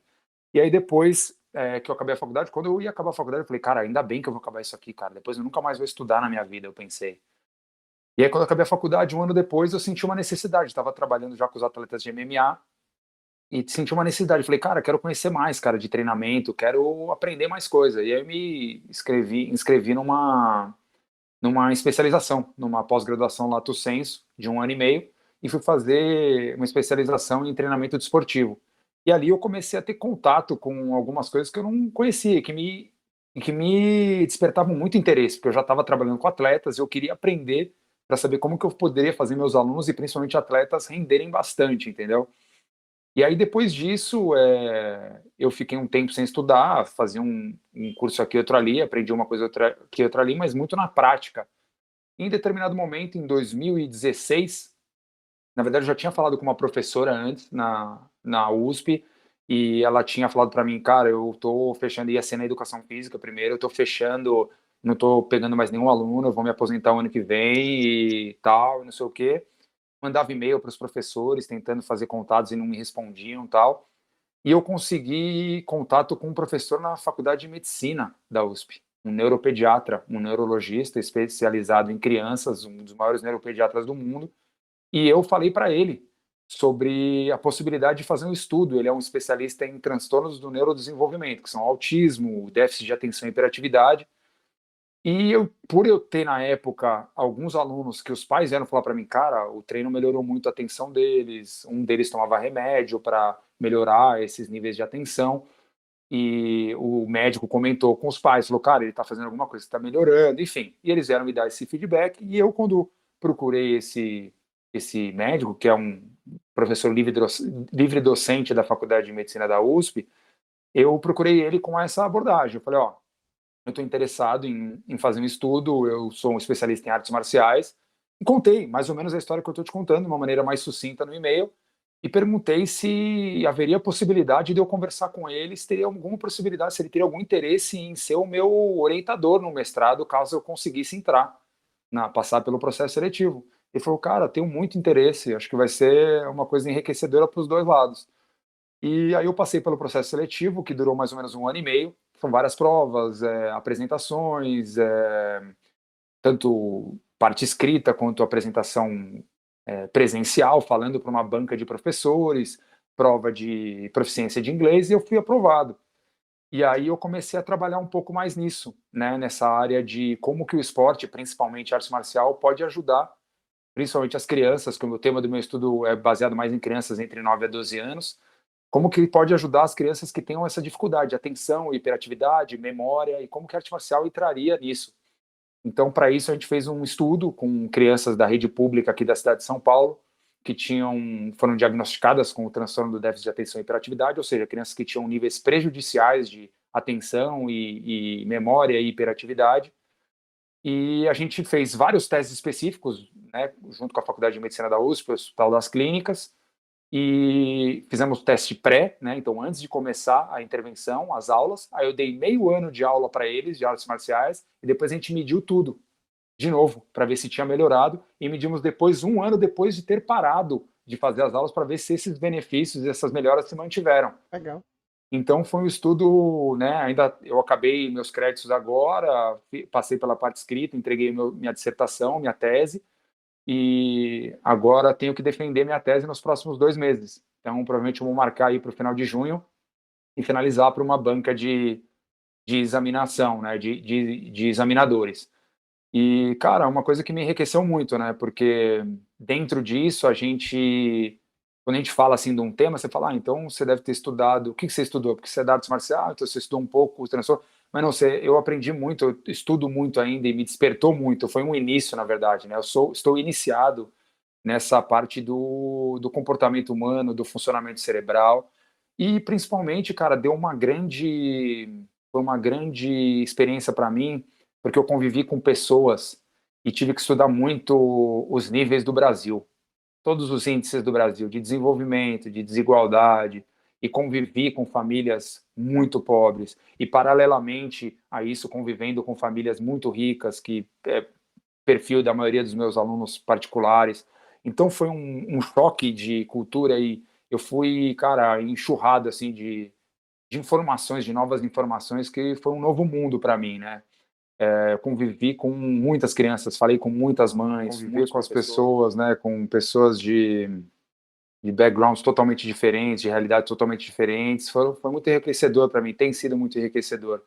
E fazer parte dessa dinâmica de relacionamento, entendeu? De você conseguir conversar com o pai, conversar com o professor, com o diretor da escola, e falar com o médico, e fazer a ponte, conversar com a criança, e ter essa proximidade com a criança nos treinamentos que eu dava de artes marciais. Então, cara, foi muito legal e foi realmente muito importante. Uma coisa que eu vejo que mudou muito, assim, minha maneira de ver várias coisas, mudou minha vida, e muito legal, cara. Muito legal mesmo. E agora vou provavelmente dar continuidade, provavelmente não vou dar continuidade, e aí estou estudando algumas possibilidades, ou vou fazer o doutorado aqui mesmo, com o meu orientador, que as portas já estão abertas, ou a gente vai tentar fazer um doutorado sanduíche, que seria metade aqui no Brasil e metade fora, ou vou partir para algum doutorado fora do Brasil mesmo e ficar uns 5, 6 anos. Quem Preciso sabe na avaliar, Dinamarca, né?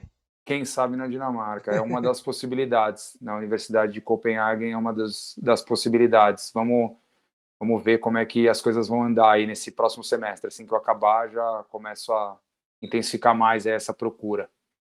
Ô Danilo, e assim, agora você falou uma coisa que eu acredito que, sei lá, 90% da profissionais de educação física que se formam, seja em qualquer área, mas que tem uma trajetória em alguma coisa, tipo ou lutas, ou ginástica, ou bodybuilding, falam, né, que Ah, eu fiz o curso, mas sinceramente não aprendi muita coisa lá e tal.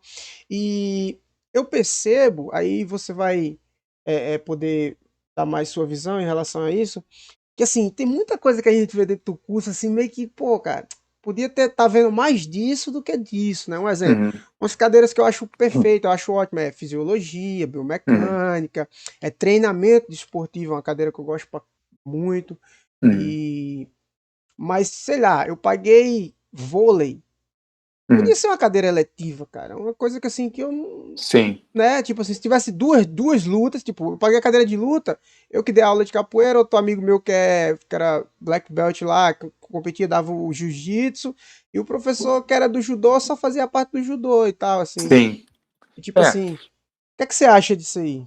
cara, eu acho que é legal essa opção que você deu de ter algumas matérias eletivas. Eu acho que o curso de educação física ele vai ter uma função também de dar uma visão geral, né?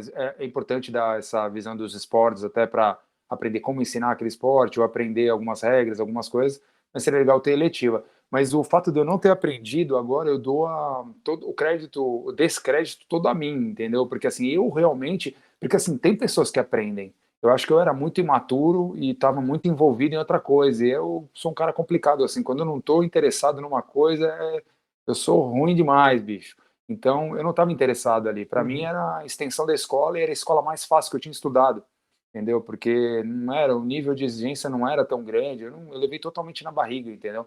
Eu tive amigos que estudaram comigo que conseguiram se desenvolver, né? E, assim, conseguiram aprender. Eu tenho um amigo hoje fazendo, que já está fazendo um pouco, está fazendo hoje, já está na segunda faculdade, então ele está fazendo educação física hoje. O cara se interessa muito mais, então o laço dele com o professor é muito melhor também, porque eles estão mais próximos na vida, entendeu? Na idade, nessas coisas. Então o cara se interessa mais, ele vai atrás, tem muito mais acesso à informação. Então o fato de eu não ter aprendido fala respeito a mim mesmo, entendeu? Mas, por outro lado, como que uma pessoa que não aprendeu nada conseguiu passar de ano, né? E assim, ainda sem muita dificuldade. Então, assim, eu acho que o ensino como um todo, tirando em centros de excelência ou é, partes assim mais evoluídas de cursos, tipo mestrado, doutorado em universidades boas, cara, o estudo deixa a desejar em vários fatores. E um deles é esse, cara. Por que não alinhar mais ao objetivo do aluno, entendeu? Ter cadeiras eletivas e oportunidade dessa pessoa se desenvolver mais. Pode dar uma parte geral, mas assim, dá uma oportunidade para alguém que quiser se desenvolver, poder treinar treinamento esportivo aos 4 anos, entendeu? uhum. Ou, entendeu? Focar mais em alguma coisa, fazer projetos dentro disso, uma coisa mais, É, e se mais você pensar, eficiente, né? e se você pensar o PPC desses cursos, tipo, eu terminei em 2018. Então, assim, o Uhum, cara que fez educação física, meu professor lá fez educação física em, sei lá, nos anos 80, sei lá, uhum. é o mesmo curso, as mesmas grades, mesmo quando não mudou. Tipo assim, o curso, ele fica meio que estagnado em relação Estagnado, ao futuro, né? Tipo, exatamente. a gente fez umas cadeiras legais lá. Você sabe que tem professor que quer acompanhar a tendência, que o cara quer. Exatamente, sempre tem. Sempre tem, aquele professor que te inspira e tal. Mas Sim. tem professor que tá nem aí também, né? Você que tem que correr Sim. atrás. Tipo Uhum. assim, e fica aquela coisa maçante, você, caraca, o que eu tô fazendo aqui nesse negócio e tal. Pois E eu é, acredito cara. que você pensava nessa época, poderia ser até isso. Eu, tipo, nossa, eu tava tão envolvido na luta, cara, que nada que não era luta me. Eu ia lá, falava, putz, Entendeu? Nossa, eu vou ter que passar. O que que tem? Qual foi a matéria? Eu nem olhava, era a meditação. Ficava olhando pra lousa e não tava nem pensando no negócio, entendeu? Ou ficava zoando. Era imaturo, entendeu? Eu levei como se fosse escola. Nossa, não fazia nada, entendeu? Então, assim, foi. Putz, cara, não foi um cara que corria atrás. E tinham professores bons, tinham poucos, para falar bem a verdade. Uma coisa que a gente tem que dizer também é que é muito raro, né, cara, ter professor bom. A grande maioria, putz, ou é desinteressada por vários motivos, por problemas deles e problema também do sistema, mas o negócio é duro, hein? Uhum, é Nossa verdade. senhora, tem professores bons que fazem toda a diferença, é isso que a gente tem que se apegar, né? Mas Uhum, para mim o que era importante era a luta, cara. Então no último ano eu já estava um pouco mais maduro e estava mais envolvido em treinamento. Então, eu tive a matéria treinamento desportivo, que foi uma matéria que eu aprendi algumas coisas lá, entendeu? uhum. Não vou falar que não aprendi nada, mas assim, O resto foi tudo na prática e depois, nos estudos posteriores, entendeu?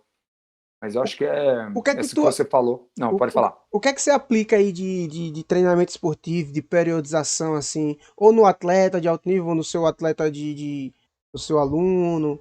Que é que, geralmente, como é que tu faz aí essa questão de periodizar? Um cara pra luta, assim, como que tu Sim. faz? Cara, Que é- para luta, a primeira coisa que eu tenho na minha cabeça é o seguinte, porque geralmente quando vai fazer um treino, eu estou passando por esse momento agora. Eu tenho um atleta que eu estou treinando, que é o único atleta profissional que eu estou treinando hoje em dia, que é um cara que assinou com um evento grande na Rússia, que chama ACA.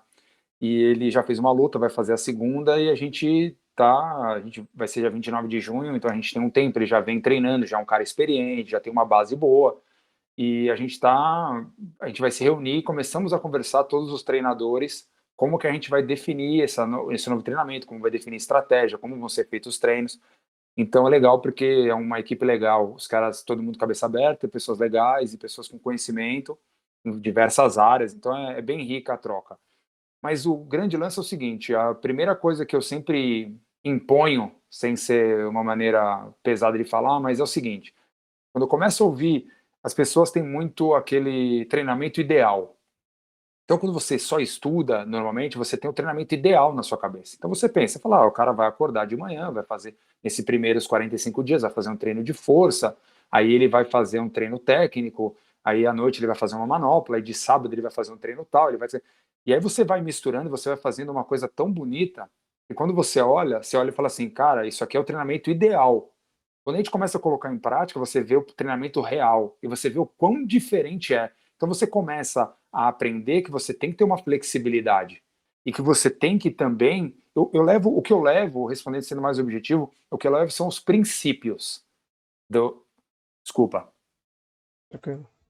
tava, pareceu que tá 20% de bateria. O que eu levo são os princípios do treinamento desportivo, que são a individualidade, você tem que treinar, né, tem que respeitar a individualidade, tem essa coisa do treinamento real ideal, tem essa coisa da reversibilidade, tem o como você faz para você desenvolver uma coisa, não vai ser de um dia para o outro, não dá para você pegar um cara, tem 45 dias para a próxima lutar, então vamos desenvolver. Não é assim, você tem que pensar, às vezes, a longo prazo. Então o cara tem 4 lutas no contrato, a gente tem que pensar como a gente vai estar na primeira luta, na segunda luta, na terceira luta e na quarta luta. Não dá para pensar que você na primeira luta, 40 dias depois, você vai estar 100%.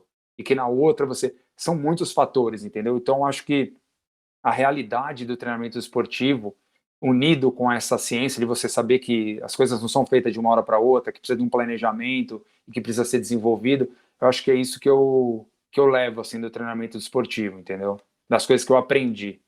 E quando você fala, justamente você cita o princípio da individualidade, cara, é um ser humano, né, cara? O cara pode, você planejou para ele fazer um monte de coisa naquele dia e ele, sei lá, brigou com a mulher, com a namorada, não tá bem. Ele não vai render, né? Exatamente. É, E você buscar sempre conhecer seu atleta, né? Então é. hoje a gente já tem algumas formas, ainda está engatinhando para falar a verdade, né?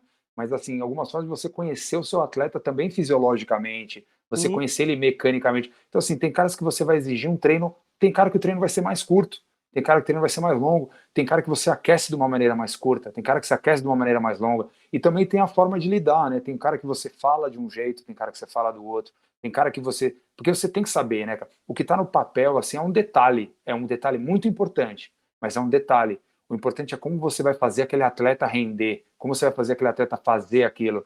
E isso é um quebra-cabeça, porque são várias pessoas, várias vidas, vários objetivos, às vezes, contrastantes, entendeu? Então, assim, é um jogo mental muito forte, cara, e as pessoas precisam estar alinhadas e dispostas a aprender e saber que é um passo de cada vez, entendeu? As mudanças vão. Você vai construindo um atleta. Você não pode pensar que toda luta ele vai estar 100% melhor, porque não é assim. pô, show de bola, Danilo. Danilo, só pra ainda, dentro desse universo da luta que a gente tanto abordou aqui, e eu tenho certeza que pra muita gente aqui que gosta mesmo, pra galera que quer cair de cabeça, assim, Uhum. o que é que você diria pro cara que tá querendo começar, ou pro cara que já tem um tempo e sei lá, não tá acontecendo assim, cara. Qual o toque, a dica que o Danilo Dourado daria pra essa galera que tá na peleja aí? Eu vou dar dica para dois tipos. Eu vou dar dicas para treinadores e para atletas. Perfeito, O perfeito. treinador é o seguinte, trabalho, se você está se sentindo estagnado, trabalhos voluntários. Se voluntarie, mostra seu trabalho, pede abertura, entre em contato com o treinador que você viu um vídeo no YouTube ou no Instagram e gostou, manda uma mensagem para ele e fala, cara, eu gostaria de aprender com você, posso acompanhar um treino? Ah, o cara que está preparando um atleta que você gosta, entre em contato, manda e-mail para ele e fala assim, cara, eu vou tirar 15 dias de férias e vou viajar aí para sua cidade, posso acompanhar o treino, só quero olhar. Se você quiser que eu apite alguma coisa, ligue o relógio, limpe a academia, eu faço o que precisar, eu só quero fazer parte desse momento, eu quero aprender olhando, pode ser? Então, assim, comece a se voluntariar. Você treina numa academia, você tem um conhecimento, seja ele preparação física, yoga, alongamento, algum tipo de luta, e você está numa academia onde as pessoas treinam outra marcial e tem outro cara treinando MMA ou alguma outra luta, se voluntarie para ajudar o cara. De graça. Às vezes o cara não vai ter dinheiro. Na luta, poucas pessoas têm dinheiro. Se voluntarie, comece a viver, comece a mostrar sua cara, mostre que você tá disposto, viva o negócio com o cara e dê seu máximo, entendeu? Lógico, você pode alinhar isso ao seu trabalho, você não precisa, né? Tudo depende da fase que você tá. Se você tem uma família que você está sustentando, ou se você já está numa outra fase, já viveu isso, quer viver outras coisas. Eu acho que é isso, cara, é mostrar, é viver, é saber entrar nos lugares e pedir espaço, e pedir para acompanhar, e pedir para conhecer, e ir nas academias, mostre seu trabalho, se voluntarie para aprender, converse com as pessoas, aprenda, esteja aberto para aprender, não fica fechado, pensando, ah, esse é o meu trabalho e eu confio nele. Vai aprender com outras pessoas. E para o atleta é o seguinte, o atleta é uma coisa muito importante para o lutador, eu acho que é viajar. O cara, ele começa a ser bom mesmo quando ele começa a ter experiências em lugares diferentes. Na academia, toda academia que você for na vida, toda academia que eu fui na minha vida, sempre que eu chego para dar aula, alguém chega e fala assim para mim: presta atenção nesse menino, que ele é o próximo campeão do UFC. E você sabe que não vai ter todo o campeão do UFC em toda academia, mas é aquele momento, o cara acredita naquela pessoa, aquela pessoa acredita nela, e você está indo numa academia e o cara está ali na zona de conforto. Mas o tempo vai dizer todas as adversidades que aquele cara vai passar, como que aquele cara vai render numa luta, como que ele vai ser num treino que ele for em outra academia, como que será que ele vai render numa luta quando ele começar tomando um aperto, um atraso. Então o cara tem que vivenciar. E uma maneira para vivenciar isso, entre aspas, menos dolorosa, é viajando. O cara tem que aprender. O cara aqui de São Paulo, o cara tem que ir para o Nordeste para fazer um treino, para sentir como os caras treinam. Eu lembro a primeira vez que eu fui treinar, que eu fui para Paraíba, que eu fui na academia do Boca, molecada, o Caio, o Cox, o Elvis, o Ted, o Luiz Dalmato, o Tom Tom, os caras treinavam 3 vezes por dia. É, E assim, treino inteiro, gás, os moleques 15 quilos mais leve que eu, mais forte do que eu, um jiu-jitsu para cima, movimentando. Então, assim, essas coisas fazem você crescer. Você pegar um outro jiu-jitsu, você conhecer um outro esporte, num outro lugar, você se colocar à prova, porque aí você vai ser menos surpreendido, entendeu? Você vivenciar o esporte, você, se tiver a oportunidade de ir para outro país e tentar beber da fonte, entendeu? Tá aí parado, cara, pega, ó, tem uma condição, pega um dinheiro, ah, mas eu não tenho dinheiro para ir, não, tá bom, guarda um dinheiro, vai para Cuba, Cuba tem um wrestling bom, tem um boxe bom, ah, mas eu não tenho, vai para outra cidade que tem um judô bom do lado da sua cidade, vai vivenciar, vai atrás, entendeu? O lutador não pode ficar parado. Você pega a história de todos os caras que foram bem-sucedidos, os caras não ficaram no mesmo lugar. Todos passaram uma temporada aqui, outra ali, fizeram uma luta, aí foram para a China e lutaram uma vez, aí treinaram na Holanda um pouco de kickboxing, aí vieram para o Brasil, aí treinar. Então é isso, cara. Não pode ficar parado. As pessoas têm que ver o seu trabalho como treinador e como atleta, você tem que conhecer diversos jogos para não ser surpreendido e ir aumentando tua régua, cara. Você vê quem é bom mesmo, porque é aquela coisa. O, quantos caras não jogam bola na escola e acham que são craque, acham que vão ser jogador de futebol? Pô, eu sou o melhor da escola, então eu vou ser jogador. Aí o é. melhor da escola, para ser o melhor do bairro, já é um pulo. Já tem mais 3, 4 caras que é do mesmo nível ou melhor que você. Aí pra você ser o melhor da sua cidade, nossa, já tem 50, 100 caras do mesmo nível ou melhor que você. Então você vai caindo na real. Então é importante você viajando para você ir vendo, ó, vou aqui, vou aqui, vou aqui, vou aqui, você vai subindo, entendeu? Então essas são umas das minhas dicas, entendeu? Acho que é muito importante. E por mais que você tenha talento, às vezes tem cara que não tem o talento que você tem, mas se dedica 10 vezes mais que você se dedica, né? Uhum. Porque eu acho que a dedicação, eu acho que é 50-50. Eu não sei se você concorda com isso assim. Uhum. Tem o cara. Eu digo que na capoeira eu fui o insistente com a educação. Eu vi colegas meus na capoeira que tinham uma facilidade enorme de desenvolver, de aprender, de fazer os movimentos. Só que dos meus colegas, tipo, 80% pararam. Sim, Dos meus contemporâneos, né? Do pessoal que começou a treinar junto comigo ali. pois E é. eu continuei e tal. E tipo assim, eu acredito que a dedicação, ela é 50% do negócio, né? Com certeza, né, cara? Porque a dedicação já mostra que você teve constância, a dedicação já mostra que você teve humildade, que você teve disciplina. E se você foi constante, foi dedicado, você procurou, você se informou, você questionou, assim, no sentido de você mesmo, particular, o que que eu estou fazendo de errado.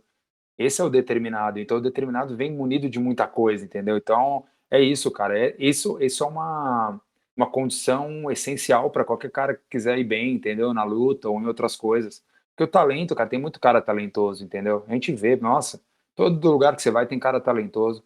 Mas aí você vê, você passa 10, 15 anos, você fala, caramba, nenhum daqueles caras talentosos chegou no lugar. E tem um cara que às vezes você olhava e falava assim, cara, tá indo de pouquinho em pouquinho, mas esse cara tá sempre aqui, esse cara tá sempre aqui, esse cara tá sempre aqui, esse cara tá sempre aqui, esse cara não se machuca tanto, ele não Uhum. corre tanto risco, ele faz as decisões certas. Aí o cara vai subindo, você olha e fala, caramba, esse cara conseguiu, entendeu? Então, assim, é isso, cara, o talento, tem muitos talentosos. O cara que tem talento e acha que é suficiente é. Porque o cara vê o Conor McGregor e fala, esse cara é puro talento. Não, aí esse cara foi o cara que uniu o talento e a dedicação, né? Ação. Então, o talento, cara, tem mais cara talentoso do que dedicado, pode ter certeza. Às vezes a gente fala, o dedicado, eu não sou talentoso, eu sou dedicado. Pô, cara, então você é melhor do que o talentoso, porque talentoso tem um monte, velho. Entendeu? Um a cada 10 caras são talentosos, entendeu? Um a cada 10 caras é talentoso. Agora, para pegar um dedicado mesmo, é raro, hein? É, né? É raro. Danilo, meu amigo, Meu querido, cara, muito bom, cara. bate-papo de alto nível aqui. Que legal. Queria que você mandasse um alô pra galera, deixar você à vontade aí pra você falar aí, mandar alô, dar seus endereços aqui, eu já botei aqui o Instagram. Galera, quem quiser aqui acompanhar o Danilo Dourado aqui, tem o Instagram dele aqui, ó, no rodapé aqui, Danilo Dourado 1, tá? Segue esse cara, tá sempre postando aí os treinamentos, o dia dele, né? Dá seu recado aí, Danilo, pra galera e Cara, primeiro agradecer a oportunidade, né? Mandar um abraço aí primeiro para a galera da Paraíba, um lugar especial para mim. Fui algumas vezes para Paraíba, fui acho que 6 vezes para Paraíba. Por 2 vezes eu fiquei um mês e meio e amo muito esse lugar, cara. Fiz grandes amigos, fui muito bem tratado, comi muito bem, lugar maravilhoso, dei voltas muito boas. Só tenho coisa boa para dizer e obrigado também por essa oportunidade, cara. Muito legal. Quem quiser me seguir, né, tem o meu Instagram, quiser entrar em contato, perguntar qualquer coisa, eu estou sempre à disposição. Não existe pergunta e nem contato ruim, qualquer coisa, só mandar uma mensagem, que eu puder ajudar, eu vou ajudar, vai ser um prazer para mim, que eu vou aprender também.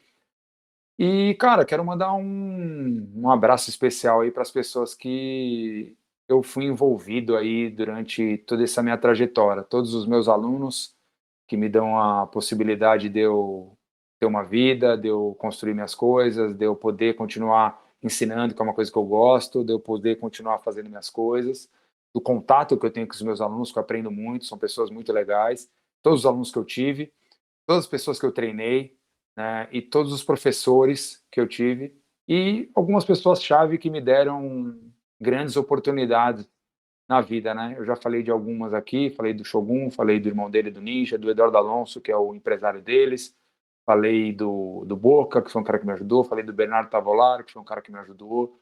Então, muita gente me ajudou e eu sou muito, muito grato a isso, né? Minha família, que sempre me ajudou, né? Sempre me deu a possibilidade de eu poder conquistar meus sonhos, bem na hora da. Caiu um pouco, bem na hora, ficou 10% da bateria, desculpa. Eu poder ir atrás dos meus sonhos cara, e poder ir atrás das coisas que eu gosto mesmo, entendeu? Então, agradecer a todo mundo e dizer que sou muito feliz fazendo o que eu faço, que eu amo o que eu faço. Claro que tenho altos e baixos, mas amo o que eu faço e espero construir muito mais, cara. Tô bem ansioso aí, bem animado para as próximas coisas. Valeu, valeu. Galera, esse bate-papo de hoje foi com ele, Danilo Dourado, um cara que tem uma trajetória aí, show de bola. Um cara com bate-papo de alto nível aqui para quem gosta de luta, do MMA, do jiu-jitsu, do boxe, né? Espero que vocês tenham gostado e fique atento no próximo Gavião Cash. Valeu, Valeu, Gavião. abraço. Abraço. Oi, oi.